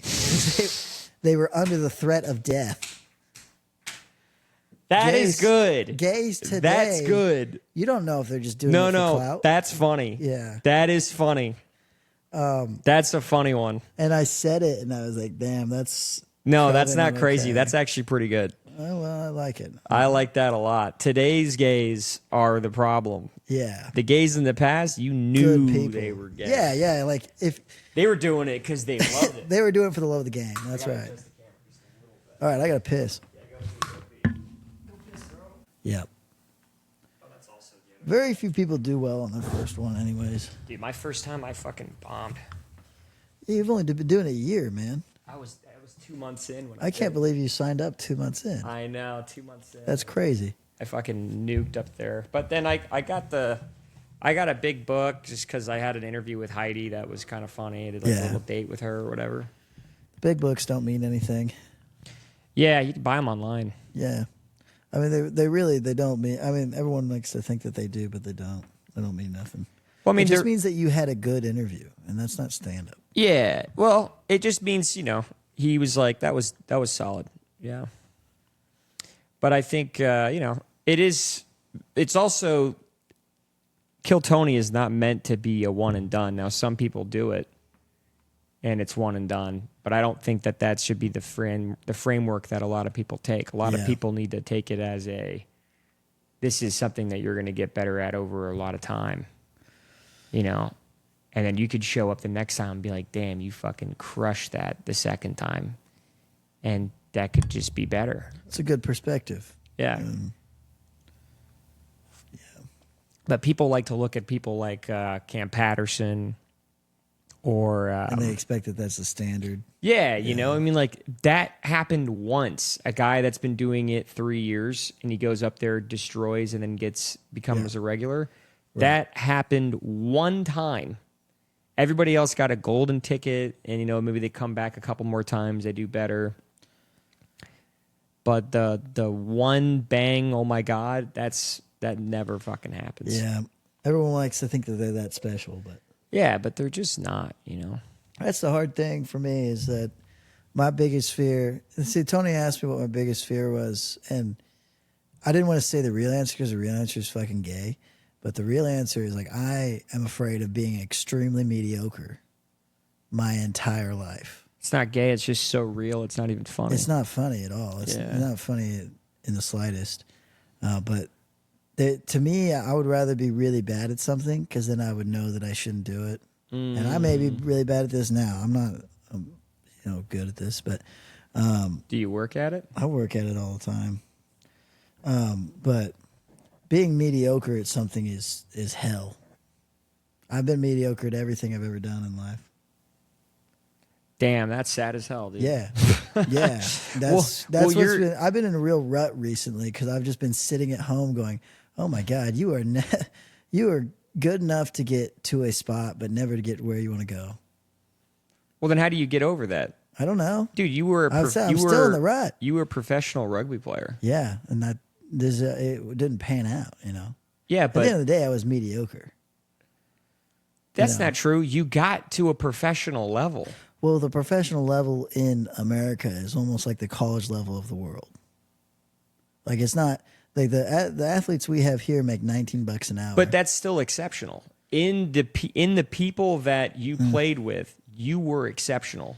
Well, yeah, but that's like not real, right? Like, no, but it is. I could go to a schoolhouse and enroll as a kindergartner and be the best basketball player in the school. Yeah, but that's because you're an adult man. Yeah, that's a straw argument. You can't make that argument. Well, I'm just saying. I'm saying that you were placed in a community of people. Right. Where not a lot of them played rugby. But among them, you came out as the champion for rugby. That's impressive. Now, you're not part of a culture that indoctrinates rugby, so obviously there's another place that somehow had better people. Right. So that's where you got fucked. But you killed. Yeah. You became a semi-pro. You're not buying this. Dude, I'm not, there's something wrong with me. But I appreciate the kind things you're saying, and I don't want you to think that I'm discounting them. I do appreciate the kindness, but I'm just a weird guy. I think if you had experienced what I did, you would understand what I mean. I was mediocre. I was like the same way that you could have a college athlete that'd be really good at D2 football, set some records, goes to the league, shits the bed, doesn't even make a 52-man roster once in his career, sits and bags groceries for 15 years thinking he's going to be the next, what's his name, the quarterback, Kurt Warner. Not everybody's Kurt. That's the big fear is like, I'm just going to be mediocre and live in like poverty trying to do this stupid thing. I feel like everybody is mediocre at what they do until they find the thing that they're like, ooh, I'm really good at that.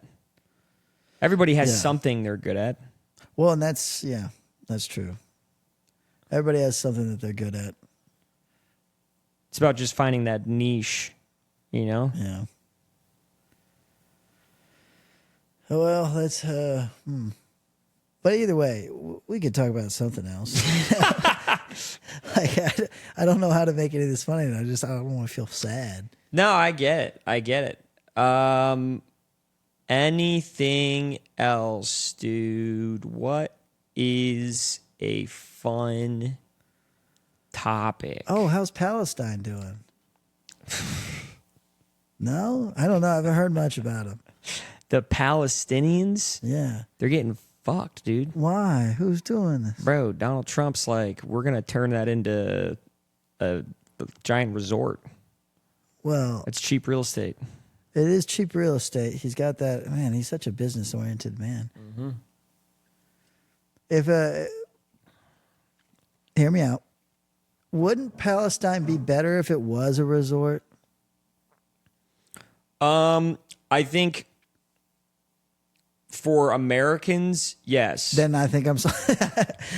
But I think, yeah, like you're not like for Americans sitting here being like, I don't really give a shit, like make it a resort for sure. It would be an awesome place to visit.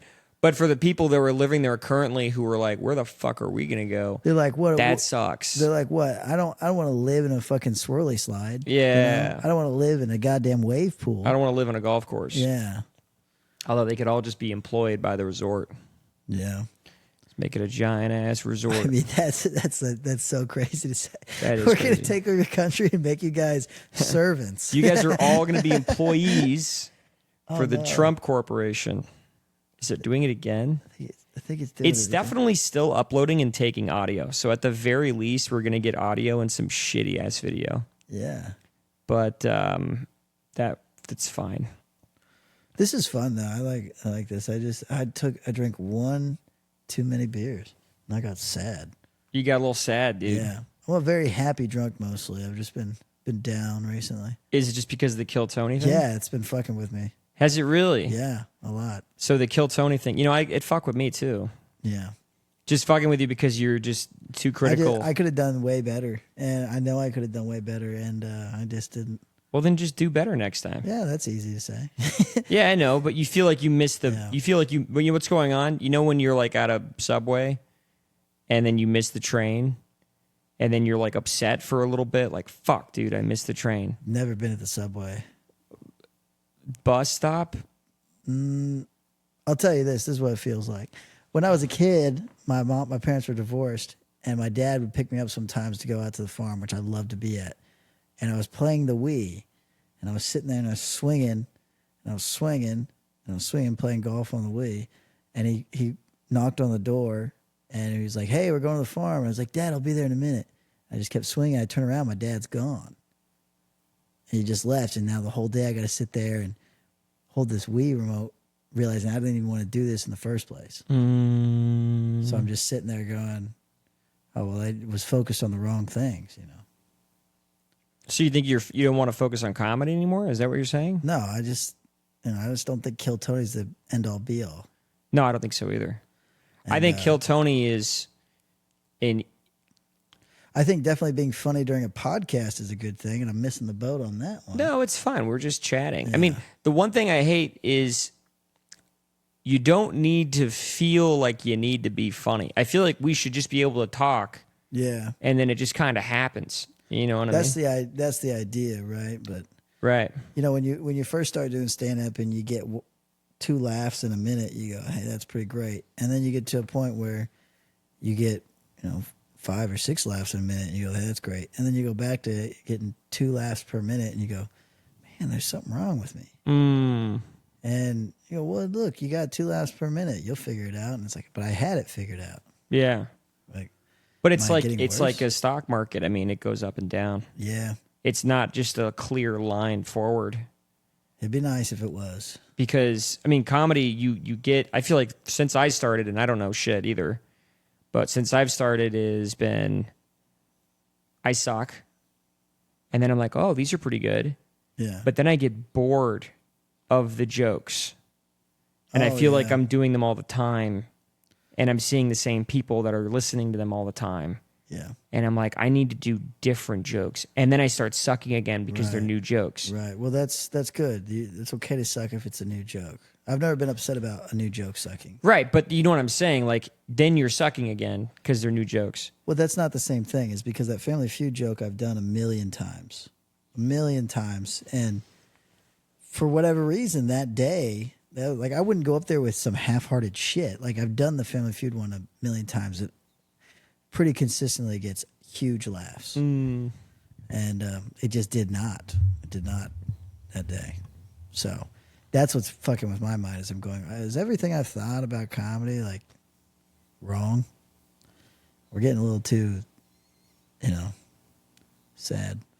I think it's fine, dude. You're fine with it? I'm feel fine weird. with it. I feel weird about being open and honest. It's totally fine. I think being open and honest is kind of what I'm looking for. That's kind of badass. See, this is what I was telling you earlier, right? Is that I'm like really sad right now. Yeah. And look at me. I look happy. Yeah, you look pretty happy. My face never shows what I'm showing. You look like a happy guy. Yeah. But I'm not autistic, but I definitely don't know what's going on here. I have no idea. I think, dude, it's okay. You just got post Kill Tony jitters. Sure. Yeah, I got kill Tony sickness. Yeah, that's a way of putting it. Yeah. I think that's a thing.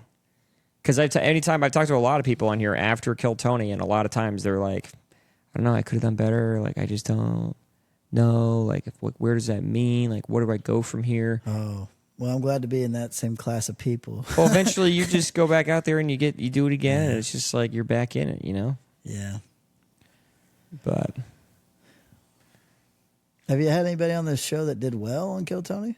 Annie Teicher. You remember Oh, her? you had Annie on here. Yeah. I love Annie. Yeah. Yeah, she was cool. She did great. Annie, you know what's cool about Annie? I saw Annie when she was like at her second open mic ever. Oh, wow. And I went up to her and I said, "You are going to be fine. I can Yeah? tell that you're like super nervous. You don't need to worry about a thing. Mm. You're very funny. You're incredibly likable. You have this way of talking and perspective that I think is different. And I don't know shit, Annie, but I think you're going to be fine. And you don't Yeah. even know me. We've been friends ever since. And then I saw her get on Kill Tony and absolutely crush. And I was like so happy for her. Yeah, yeah. Yeah, I had her on here, and she, hilarious. She had a couple of clips that I was like, that is so, and she wasn't even trying. Again, it was just, She's naturally good at it. what were we talking about? Oh, we were talking about people's Facebook's accounts. I was like, it's weird seeing people's Facebooks after they're dead. Yeah. And she was like, yeah, it's always strange because you're like, hey, happy birthday. Like people leaving birthday messages. And she goes, anyway, are you still working at Liberty Mutual? And I was like, dude, that's Like fucking that's- hilarious. Like that's dude. what matters. You know? Yeah, it was like, that's so good. That's what they did with their life. You're And like, then hey. she told another one that did pretty well. She was talking about how she made a toilet in high school out of snow. Not a toilet, in elementary school out of snow, a toilet. Yeah. And she got everybody in her class to use it. Wow. So there was like a bunch of little kids peeing in this fake snow A toilet. bunch of kids with red asses they couldn't explain. So funny, dude. So funny. Yeah, that's hilarious. The snow toilet. By the way, I want to know how good it looked, or if these kids were idiots. Like, did it have the? That's did it what I have asked the top her. part? I was too? like, how fucking good? She was like, it was a good toilet. So she killed it. it had an ice lid and everything. Yeah, Oh, yeah. that's beautiful. I think she's funny as hell. You know what's crazy about that toilet is it does not flush. So they all sat down and shit in a hole. That everybody else had shit in. Exactly. They saw it, And they too. just saw and they went for it. But if it's in snow, you know, the shit and the pee would make a pretty deep hole. Yeah, that's so funny. Yeah, it's pretty hilarious. And then when the snow melts, Yeah. There's just big shits right there. it's just a pile of shit. Oh, dude, that's how funny she is. Is that you could tell the same joke that she just did, And it's still funny as hell. So funny. When she said that, I died. I was like, that's fucking That is so gold. good. I was like, if that's not a bit you're doing, you should do something with Yeah. it because that's fucking hilarious. Yeah. Yeah. Who else? You know David Gamble? He goes to Narbar a lot. I've heard the name. I don't know if I know him. I think he hosts the Friday show. But he's there. I actually don't go to Narbar that much. I like rarely go there. But maybe I should go more. Do they have an open mic tonight or is it a show? I think it's a show. Okay. I don't think I'd bark for an open mic. That's crazy. Do they have open mics every night after 11:30 there? Pretty much, yeah. Okay. They're starting to do stuff every night. Yeah. Yeah. Yeah, it's not a bad spot. Matt runs a good place over there. Matt Rivas? Yeah. Okay. Yeah, that's good. Yeah, but what about you, man? How are you liking the Austin scene? Are you from here? Yeah, I was here 20 years, man. No shit. Yeah, I was pretty much went to high school here. Wow. Yeah, I went to middle school here, but I was originally from California. So I've heard stories, right? But have you saw old Austin? Yeah. Yeah, when it was like at its prime. Oh, kind yeah. of grungy. But I mean, like, people are saying prime. I just think it was. I saw it. It just goes through different stages. Like, when I grew up, 6th Street was the street. It was like, you want to go out and you want to party, you go to 6th Street. Yeah. And then when I got into, like, high school, college, mostly college, it turned into Rainy Street. It was like Rainy Street's the place to be. That's the place to have a fun time. 6th Street is just too crazy, too ghetto. So Austin's just like a slow moving it's like a gentrification clock. It's Yes. just places move to where you want to go. Yes. And then and then Rainy Street disappeared, and then it turned into East. Yeah. East 6 is like the cool spot. Right. But already it's starting to change. Like you can tell another 10 years if we keep at this projection, East is just going to be buildings. East 6 is disgusting. I Yeah. hate that place. Really? I kind of like East. I don't like it. I like East. And then West 6th is another one that kind of pops off. But like I've been here long enough where I go to all the dive bars, like I know a lot of the places, and I'm like, okay, I know pretty much everything there is to know. The problem I have with comics is that a lot of them are like, well, this place is gross. And I'm like, well, you've only hang around 6th. Like 6th sucks, dude. 6th Street is the worst part of Austin, and you're here all the time. Yeah. You got to go out and see other parts of town. I need to go to the north side more. Nope, north sucks. North sucks? As someone from the south, the north sucks. I hate it, dude. The south is where it's at. I don't know why, but this is riling me up. The South? South is better. Right. Let's go for the South. I'm from Missouri. I don't know what the hell I'm talking about. I know, right? I'm like, brother. Well, that's Mason-Dixon line is right below you. Right. And Mason and Dixon are both assholes. I'll tell you that. Oh, yeah. Jerks. But I wonder who Mason and Dixon were. I want to know that history. I don't know. Someone in Maryland, I'm assuming. Really? That's where the line is, right? Isn't it all the way across America? Well, it started off in Maryland. That's like right where the line started. Maryland was a red state, and then above that was Pennsylvania, I believe, which was a blue state. And then that set the line. Well, back then the red states were the conservatives. Right, is what I mean, yeah. Or the Federalist or Anti-Federalist, yeah. All that other jazz.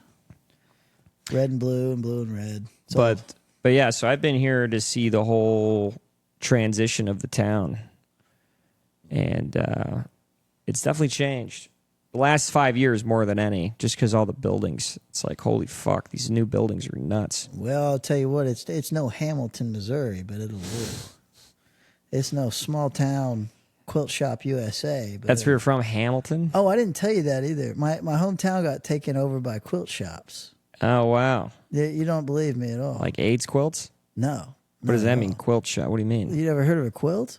Well, yeah, but like, how does that take over a town? So a lady started an online business of sending quilts out to old people, and they would buy fabric from her. And then it built up to such a big thing that she created shops of like teaching people how to make quilts. And our town was small enough that she basically just bought every building in town and made quilt shop, a burger joint. Like they would ship these old people in on buses. And they'd all get off the Greyhound bus. It smelled like mothballs, Wow. And they'd just walk around town, and they'd walk in the middle of the street. And people would honk at them. And by the way, if you honk in a small town, you've done something wrong. Yeah. They don't honk in small towns. Yeah. And they're just taking pictures of things that used to be a dentist office. It's crazy. But yeah, that was my hometown. It was just.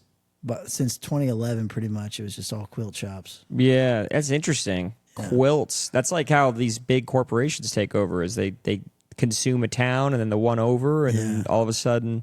We're not fans of gentrification either. Yeah. Our quilts... Do people like that quilt lady? I mean, not really, no. I mean, I don't think they hate her, but all the tax dollars go to, like, her stuff. What's a fancy restaurant look like in a small town? We had for the longest time we had Jay's Burger Dive, which was and that's like the nicest. Yeah, it was like a $13 hamburger, and that was a big deal. Oh wow, $13 hamburger, and then the guy got really ambitious and tried to open up a joint in Chillicothe and didn't pay his taxes. Oh, and then he went to jail. So what for? What? Tax for not paying evasion. taxes? Yeah. Oh my god. So you've never been to like a really fancy Italian restaurant or something? Oh, I've been to fancy restaurants, I guess, but not really an Italian one. I don't spend money. Yeah. They know me by name at McDonald's. I'll say that. You left the States ever? Nope, never have. Never left the main. Well, I went to Alaska. Oh, that's cool. Yeah. Were you there? Why was I there? Yeah. Oh, my sister run off with her husband when she was 18 because he was in the military up there. So I went up there to see her. Oh. Yeah. The classic, lady gets married at 18. They pay you money to live there. They do, and they should. That place sucks ass. Yeah. Not a fan. It's $1,000 a month or something? I don't know. You don't know? Not sure. You had a friend that had to live there for oil. Why? She was a Petroleum engineer? petroleum engineer. Yeah. Wow, that's good money. My Lord. Very good money. Yeah. Very rich. Kind of a difficult job. Not really. It seems like she just is very, what's the word? Educated to do that job. Oh, okay. But she didn't seem like she was working too many hours or anything crazy. See, I knew a petroleum engineer when I went to college, and he said it was like, 24-hour shifts or something. Like you got to be up all the time. And She would get waken up randomly throughout the day, and they'd be like, "Something's happening. We need you to get in there." Right. Yeah. That's a difficult thing to do. I couldn't do that. I'd be like, 5 more minutes. We're losing billions of dollars a second. I'm like, 5 more minutes. 5 more minutes. Yeah, but they throw money at those people to work. Like the people that work in the oil fields in Midland, they make money. But what sucks is that everything in that area is stupid expensive because everybody out there makes oil money. So it bumps up the prices of everything in that town. Right. That shouldn't be allowed. But it's also everything's in Alaska is expensive anyways. True. Yeah. Same with Hawaii. Right. Man, but to live in Hawaii, holy shit. When are we going to give Hawaii back to Japan? I don't think they ever had it. They should have it. Hawaii? Yeah. It's halfway between us and Japan. We should have it. No, they should have it. We got there first. We bombed their people. Granted, they were doing They some bombed things us they first. shouldn't do. Well, what? Do 2 wrongs make a right? I think so. Yeah, it did this case. They bombed us, and then we bombed them. Yeah. Do you think we should have dropped a bomb on Tokyo or Japan? Twice? Yeah, probably. Actually, Harry Truman, the guy that did that, was from Missouri. Oh, really? Yep, we know all about that. The only Missouri president. Oh, really? Yep, we're pretty proud of him. You seen Oppenheimer? Well, he's a Democrat. Yeah. Back then, Democrats were different. Not in the 50s. Actually, you're right. Not the 50s. Yeah. Actually, you're right. I don't think in the 50s. Because it was Lyndon B. Johnson that turned all that around. Yeah. Well, FDR was kind of liberal, and he was a Democrat. He was, I guess he was pretty liberal. Yeah. He had a lot of federal policies and strange liberal ideas that were different for the time. Yeah, isn't he the one that created welfare? Or was that Lyndon B. Johnson? I think that might have been FDR. I know FDR had a lot of building the government to do massive government things that hadn't been done before. Either way, Harry Truman, he was a good president, good man, made a decision. Mm-hmm. Yeah. I would have dropped big fat deuce on Japan. So I've heard that when we actually firebombed Japan with napalm, it did more damage than the nukes did, and it killed more people. Really? Yeah, the firestorms that we did in Japan with regular bombs killed more people and destroyed more homes and more damage than the nuke did. That doesn't seem like it makes any sense. Here, check it out. Do they have footage of the bomb?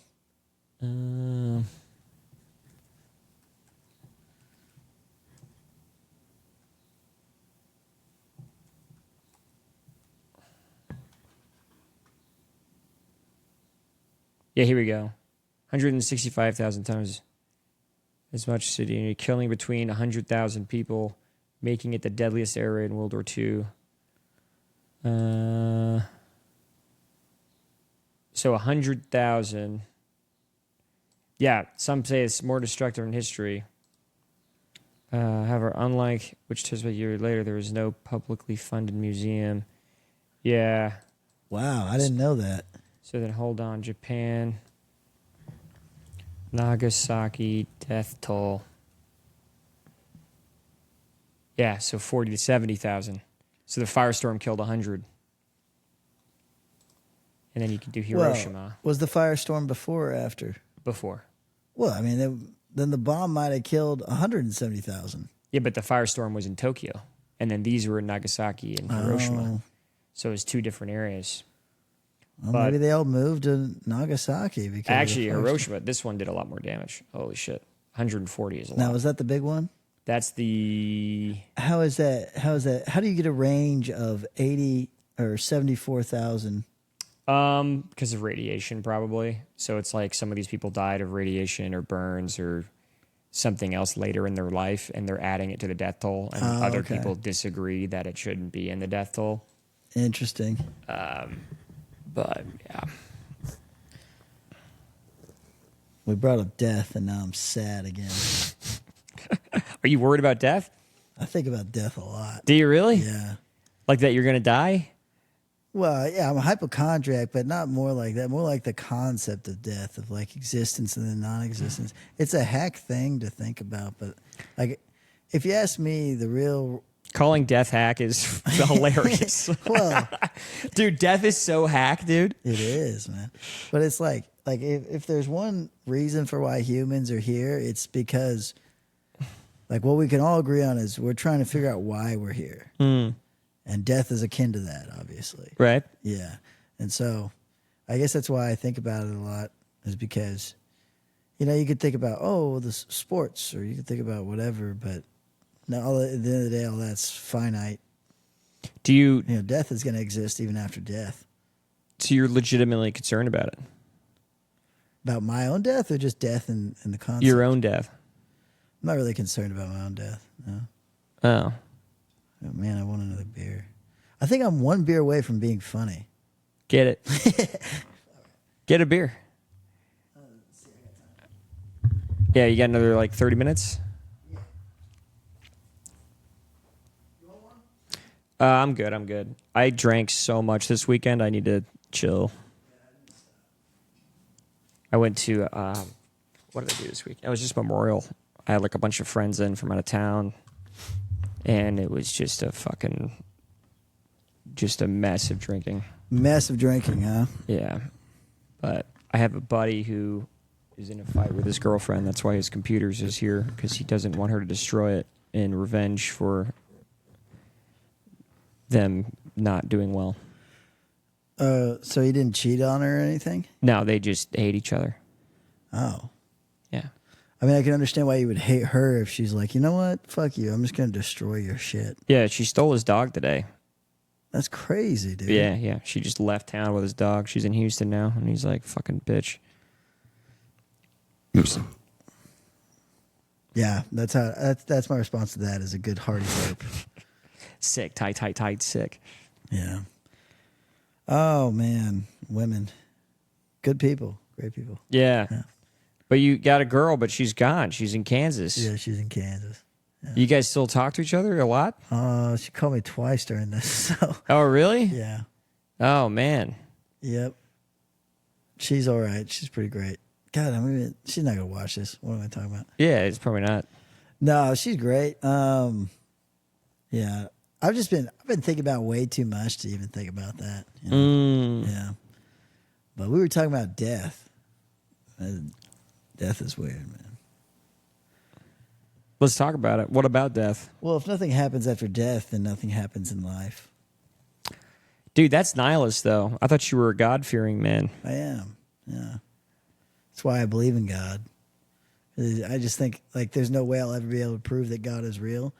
But I think that there's no reason not to believe in a God. And that doesn't mean you have to believe in the God that you were raised up in. It means that you can create a set of rules that you have to think about very deeply, of like, what is a God that I would worship? If there was a God that I would worship, like, you got to think about it. And it's got to be simple. It can't be overcomplicated, because when you have something like the creation of the universe, and then you add in all these different extraneous it's like, okay, well, then you could add a million variables then. So then that's not real. So I guess in the simplest terms, a God that I think is worth worshiping is one that is all powerful, because why would you worship a God that can't do anything? And then all good, because why would you worship a God that is Evil. imperfect? No, I'm not even saying evil, but imperfect. Well, why not? If he's all powerful, isn't that enough? No, because you know who else is powerful? Saddam Hussein. Yeah, but he's Hitler not was all powerful. You can kill Saddam. He wasn't all powerful, but if an all powerful being does bad, that's not worth. Even if they did give you life, and even if they did give you a lot of things, it's not worth any moral credibility to worship something that's evil. But then how do you determine evil and rationalize that God is good if all these bad things are happening? I think what makes God good is essentially what makes God good. It's a really good point. What makes God good? Because what I'm thinking about is like, well, we only know what good is because of the rules that were set up by God. Or I think we only know what good is based on what's good for us and what we would want to happen to us. Not good true. is incredibly subjective. I mean, is there a good to a rock? yeah, No. a rock has people in it. No, I mean like a rock, like a fucking rock on the ground. Does it believe in good and evil? No, it just is. Right. And that's what right. I think we are. We just kind of are. Well, that's more nihilistic than the way I think. Well, no, not necessarily. I guess it sounds nihilistic, but what I'm trying to say is like, me personally, I don't like worship a God or believe in a God. I just think that we are what we are. Well, my point on that is like, if there is a God, right, and God gave you life, then the fact that he gave you life and you're able to experience the very simplest of things, that is, even if your whole life is dog crap, but you still get to see, feel, hear, smell, and taste, or even one of those, that's an experience you would have never had. So that's way more than zero. Like that's exponentially more than zero, because zero is so small it's not even funny. But why does that matter? Why does that matter? Because why not just be zero? Because, well, then, yeah, you could just be zero and never exist. But the fact that you get to experience something like that is a good thing. Yeah, but then you also experience pain and suffering and loss. No, and that's all negative. That's all negative, right? And if that's the case, why not just stay at zero? Because you're focusing on the negative. And you could have had negative and a little bit of positive or nothing. And I feel like something is better than nothing. That's essentially what I'm saying.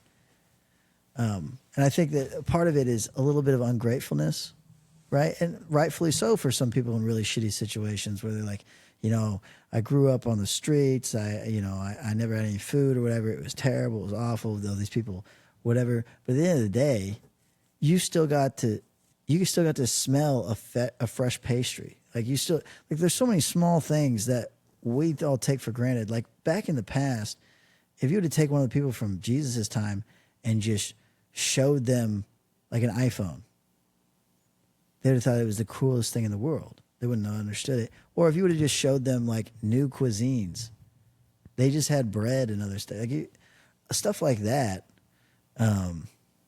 is far more important than focusing on the pain and stuff like that.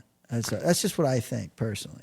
I just think that there is a quantifiable way to measure your life, and whether you've experienced more good or more bad. Well, and kind of what you're and also if saying, someone is experiencing more bad, then why? Why not just kill yourself? Well, that's kind of akin to what you're saying. Yeah, that's kind of what I'm saying. And I think that's a silly way to think, and I choose not to believe that there's never a reason to kill yourself, because you still there's one more opportunity to quote unquote smell the roses. Yeah, but if it's surrounded by dog shit. Well, let me say this. If you have to walk through a field of dog shit, to get to that rose, smelly, just filthy, wet dog shit, versus never having to even walk through dog shit, blow my brain out. Yeah. Well, then I just don't agree with that at all. I think really? That's silly. Yeah. Dude, I don't think you have to walk through a field of needles. To come. Don't. It's still worth it than nothing, dude. Because you imagine nothing is peace. Nothing is better. You imagine nothing is peace. Nothing is nothing. Nothing is nothing. Nothing is nothing. It's not peace. You're going agony. Yeah. Just pure agony Right. for a moment of, oh, it's pretty good. Going through all that is, because that's what we say. We say, oh, it's pretty good when it's actually a fantastic thing. No. That's my thing. I completely disagree with you. Well, look, that's what hell is only the agony, right? Oh, well. If you believe in hell. If you believe in hell. Yeah. Which I don't know if I necessarily believe in, but I don't really. Yeah, you would have to go dive into there. that. But I'm saying, but then what is heaven? Because if your whole life is bliss. I don't think about heaven because I think it's silly. Well, exactly. And it reminds me of like that, you ever seen that episode of Twilight Zone where the guy's like, oh, welcome to the afterlife. You can have anything you want at any time. Just say it. Like, what do you want? And the guy says, oh, I want this. I want that. And he goes, and he's enjoying himself. He's eating beautiful food. He's banging beautiful women. He's having a great time. Couple months passes and he's like, I'm bored, man. Like, I just get anything I want. And then the guy is like, well, what do you want now? And he's like, I want like a new spontaneous thing that's going to happen to me without me just saying what I want. Hell. And then the guy goes, I didn't realize heaven that would be like this. And he goes, we never said this was heaven. We said it was the afterlife. Yeah. Right. And so that's my whole point with the idea of heaven is like everything we enjoy down here is sinful because everything you just described is something that doesn't actually matter. But I don't think you could ever get tired of smelling roses. It's for the cliche. Yeah, I think you would, dude. No, you wouldn't get tired. Like, I think you could. You would never, like, people would walk through broken glass to get pussy. I think. They would never do that for roses. I think. But roses are better. Like anything, there's going to be a moment where you're like, you know what I'm fucking tired of? Roses. You're going to get that moment. No. You're going to get there. Well, just take You roses can't. out of it and take more like the fact that you can smell. I think smelling roses for the first time is something you would never get tired of. Yeah. You could always never be tired of smelling roses for the first time. For the first time, yeah. But you can saturation get tired of, kills it. And I think that's the problem with men and women, I guess, too, is like we take so much shit for granted. Like the fact that you can smell, you do not appreciate as much. The fact that you can see, you do not appreciate. And that's your problem. Because you're just a very shallow-minded individual that can't realize how fantastical it is that you are seeing light come in and creating a picture in your mind. And I appreciate it. Yeah. But I also am like, look, if at any point my life turns into more suffering, You just go into nothingness. I would rather die. I disagree. If I get cancer and they tell me in 6 months you have a 90% chance of dying, Yeah. you can go through chemo and vomit hot lead for the rest of your life, but you might live. And I'm saying that would be terrible to go through. Fucking kill me. Terrible to go through. But having those good experiences that are coming later or alongside with that is worth 10 million times more than any of the bad shit that you go through. I don't know, man. I disagree. Well, I think there's like level. It's like a spectrum. It's like a warm pizza, yeah. stubbed toe, having sex, getting stabbed. You know what I mean? It's like there's a spectrum of like good to negative. Well, only good to negative because that's how we perceive it in our earthly, awful bodies. You know, like we don't, like I said, this is all about appreciation. We don't appreciate the things that really matter. Sex doesn't matter. Eating food doesn't matter. Like seeing, hearing, feeling, tasting, meeting people. That's what matters. And that's good. And that's what we all take for granted because we all have it. But it's congruent across most I agree. people. And this is a very Christian thing. It's like always be appreciative of what you have and all that. It's a better way to live your life. You know? I agree. But I do think that there is enough things that can happen to you that would be negative for you to be like, none of this is worth it. Like, there's so much negative happening. Yeah. Fuck this. Now, I'm not saying that, I'm not advocating suicide. Well, that's also considering that this is the goal here, living here. So if life sucks here, then I don't want to live. You know, that's not the goal. Yeah, I agree with that. If life sucks here, then get me out of here. Well, I think that's not the goal, you know. What do you mean? The goal is just to be the best person that you can. I agree. And that's ideal. I'm not a great person, but it's ideally, it's to be the best person you can. I don't think the best person you can be involves committing suicide. I think the best person you can It be is depends on the somebody situation. well, yeah, but I think Sometimes the best person, thing you can do to be the best person is to kill yourself. well, like you're saying, if Like a self-sacrifice. yeah, Like jumping on a grenade. sure, but that's a different thing. You're not doing that for yourself. True. That is You are killing ultimately yourself not for yourself. narcissistic. Yeah. Yeah. Well, you're saying like I'm suffering, I'm going to die. Yes, But that then causes suffering for everybody else because you killed yourself. right. That does suck. So yes, that too. But so much like when your life is sucking and you want to kill yourself, you're doing that for a selfish reason, for you. Right. But it's not like, when you are become a martyr, you did that for somebody else, for the good of humanity. You did that for everybody else. Right. Whereas And killing yourself is only for you. That's at the core of what I'm saying. Right. And everybody else that's still here having a good time, Yeah. you're making their life shittier. None of this is like extraneous, interesting news. It's all cliches. Right. But cliches are cliches for a reason because they're generally true. Okay. That's what I think. It doesn't become a cliche if people don't talk about it in a certain way. Well, I don't know. I feel kind of bad because a part of me is like, I want to agree with you and be like, yeah, suicide is always bad. But if I know someone who's literally being tortured and they're like, kill me, I'd rather die, I would get that. Now, if you're like depressed and maybe there's some kind of thing to help you, then I don't get it. It's like you just didn't want to put the work in. Right. But I understand the point of like the humanity of wanting to put them out of their misery, But I just don't think any of the pain we experience down here matters. I disagree with that. I think you should do everything you can do to avoid you got it. shot in the leg. You don't think that matters? That pain? No, it doesn't matter. That living in agony every day? Well, because at the end of your life, you're not going to think about the time you got shot. You're going to think about all the good moments. When you hear about people that their life flashes before their eyes, they're never like, oh man, I remember sitting in the DMV.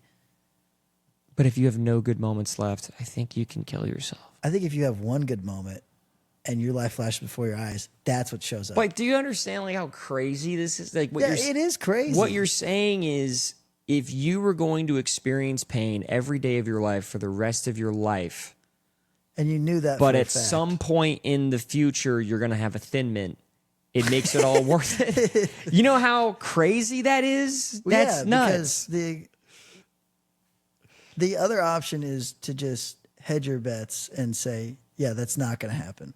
Just kill yourself. Yeah. It's like, dude, it's done. Like I honestly, this is going to sound maybe a little weird, but when I'm old and I'm losing my brain, I'm getting dementia, I'm weak, I'm crippled, my body hurts, I hope I have the balls to end it. Well, I hope I do. You don't, is that crazy? no, it's not. I guess it's not that crazy because people do it, You're not the only person that plans on killing themselves when they're 75. Dude, I hope I have the balls to do that. I just think it's a bad perspective is all. No, I mean, that makes sense. Yeah. I think humans are a lot stronger than we make ourselves out to be. And if you would have taken anybody from the past, even if they were getting tortured, I don't think they would do it. Except for in like the 1880s, whenever the Indians were capturing people and they would just shoot themselves in the head. You ever seen the Ballad of Buster Scruggs? Yeah. When that one girl did it? Yep. God, that was crazy. Yep. I've seen that. That one hurt a lot. When I saw that, I was like, man, that sucks. And see, that's a great example of what I'm saying is she saw the Indians coming and she said, I'm going to get out before it happens. Mm-hmm. She shot herself. She shot herself. But then it ended up being that she didn't need to do it at all. Right. And it reminds me of The Mist. You ever seen The Mist? No. Okay, let me tell you this story real quick. In The Mist, it's like it's like this fog rolls into this town and these creatures come out of the fog and they kill everybody. Yeah. And they're hiding out in this grocery store trying to find, like, waiting for the military to come in and help them out, but they're not coming. Right. This family gets out. They start driving. They're like, we're going to drive as far as we can until we get out of the fog. Or if we run out of gas, then we're just going to get out and kill ourselves. They go as far as they can. The fog's going for miles. They're like, all right, we're going to kill ourselves because we don't want to get eaten by monsters and die. That's a terrible way to die. Yeah. So he shoots the lady in the back. He shoots the old man in the back. And then he has to shoot his own son Yeah. but they don't have enough bullets for him to kill himself. And he's the only one that survives. So he shoots the all, and then he can't kill himself. And he's there like, I just shot my son in the face. He walks out. He's like, monsters, kill me. Come on. He's like trying to get the monsters to kill him that are out in the fog. And then what comes rolling down the road? The U.S. military, and they're brushing the fog back, and they're like burning the monsters, and like the day is saved, basically. Yeah. And he's like, damn, I just shot my fucking kid. And that's my whole point. Is that you don't know. It's you don't know, and if you don't know, you have to err on the side of positivity. And it's the same thing. I don't know if God is real, but I know that if God isn't real, I don't want to live in that existence, you know? I want there to be a reason or a perfect being that created me that I want to have a relationship with, you know? I want that to be real. Whether it is real or not, I won't know. But I'm going to err on the side of positivity, because why would you want to just live a life of being a sad, miserable, oh, we're all going to die and be nothing? I just think that's silly, you know? And I don't mean to shit on your perspective. No, I mean, no, you. I think you came out on top on that one, because that was good. I mean, at the end of the day, you should always be positive. But I was just thinking that was a good point. That is solid. Well, yeah, and it sounds really good to be like, well, if you're going through pain, like, why would you go through pain? Just kill yourself, you know? Well, I mean, it sounds good. It makes sense. Sounds good. I mean, but that's how I'm saying the pain I get doesn't what matter. you're saying, though. The pain Yeah. doesn't matter, because at the end, if You there's don't even know if 1 it's gonna second continue. left with your son, you wish you wouldn't have shot him. Yeah. The risk of it not working out is too high. is too high. You know? That's a good point. Yeah. This is the kind of stuff that I like to think about. And That was actually a really good point. That's really good. and so then when we were talking about heaven, and this is why I don't think about heaven, because I think thinking about heaven is a sin on its own. Because if you do something for God, knowing that you want God to give you something back, You're thinking that you're getting a reward. yeah, you're no better than a spoiled child. Yeah, you know? you're being nice just for the sake of Exactly. reward. Which Yeah. then begs the other question, which is like, what does God really want from us then? If it's not to just do what he wants is the same thing he gives, which is unconditional love, Yeah. which we'll never be able to give, and the whole purpose for Jesus. Hmm. Top comedy podcast right here. Dude, we're killing it. I'm not gonna lie. This is good. We're good. I'm I incredibly like this insecure piece. about it. This was very good. It doesn't always need to be funny. This Yeah. isn't really even a comedy podcast. It's just, Oh, good. Then We're I just think chatting. We're doing the thing then. yeah. It's not supposed to be Yeah. funny. It's just supposed to be interesting. But I think that is a good point. I mean, you know, at the end of the day, they could cure your pain tomorrow. There could be some massive thing that changes You everything. never know. The probability is low, but it's worth. It's worth living. sticking out. It's like what Obama said. Hope. Yeah, Yeah. he did say that. Now, my grandpa was with me until I said that. Yeah. Does your grandpa didn't vote for Obama, did he? God, no. My grandpa hasn't voted blue. In fact, he tells me a story of back whenever people were, the Yankees were Democrats, or no, the Yankees were Republicans. They're Republicans, yeah. Yeah. He tells a story about his grandfather went into town, the Kingston Town Hall, to go vote, and they said, we're not letting any Yankees vote here. We're not letting any Republicans vote, because they've always been Republican from the beginning. And so they pushed him away and everything, and then he came back with a pistol strapped on the side. And this is the way Grandpa says. He says, the floodgates just opened. They all went to the side. I was like, were you there, Grandpa? He goes, no, that's what I've heard. That's what I heard. That's what I heard. Passed down. That's a tale passed down from generation. When in reality, it's probably just like two people being like, hey, you shouldn't vote here. And he's like, I have a knife on me. They're like, all right. All right, come on in. Do what you want. Yeah. But Yeah. I'm fascinated with like the post-Civil War 1800s. I just think it's really, really interesting. Well, the Reconstruction is like, it's pretty interesting that we swung so hard back in the other direction. Yeah. You know what I mean? Well, you know why, right? Well, because we didn't want any more trouble. What do you mean we swung so hard back? Well, like Andrew Johnson. You mean where he created the Jim Crow laws and stuff? Yeah. Well, the reason why was because of Abraham Lincoln. You see, Abraham Lincoln was against slavery. Right. And then to kind of win the vote, he's like, I'll have a Democrat vice president. For a vice president. Then he got assassinated, and all the good Reconstruction work that would have been done did not get done. Removed because Andrew Johnson came in to become president. Correct. Was it Johnson or Jackson? I think it's Johnson. Andrew Jackson was 1830s. You're right. Yeah.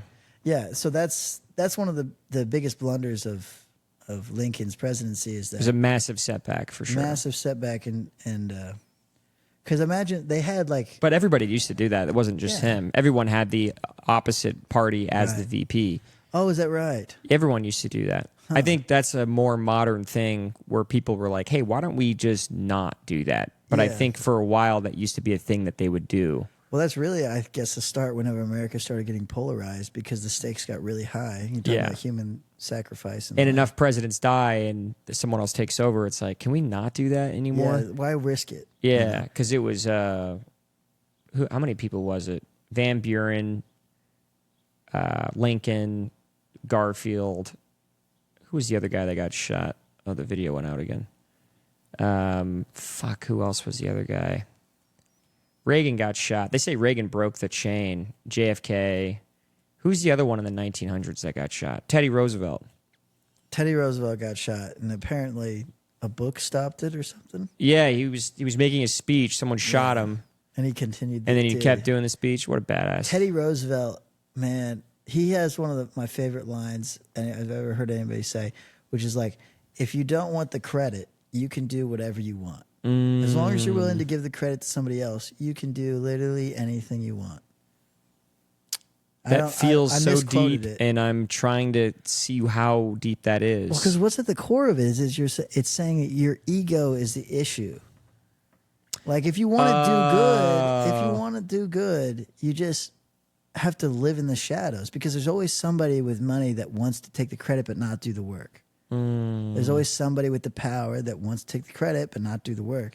So if you want to do the good thing and be an actually good person, you just give them the credit, and you don't need your name on it. That's kind of depressing, though. He's basically telling you, like, hey, man. Well, what ended up happening was he got all the credit for it. Yeah. So that's the irony of it. He's like, hey, don't go for the stars. Just be a bitch. By the way, I'm a big star. Yeah. I'm a By the way, I'm Teddy fucking Roosevelt, by the way. Yeah. Remember that bear thing? Pretty cool. Oh, yeah. He invented the national parks. Invented, yeah, that's a fun thing. But anyway, I think we should call it because I got to pee and I don't want to fix the video again. Yeah, I got to go anyways. Yeah. But I think that was good. So I know you can't see me, but until next time. I had fun. Yeah. No, that was good.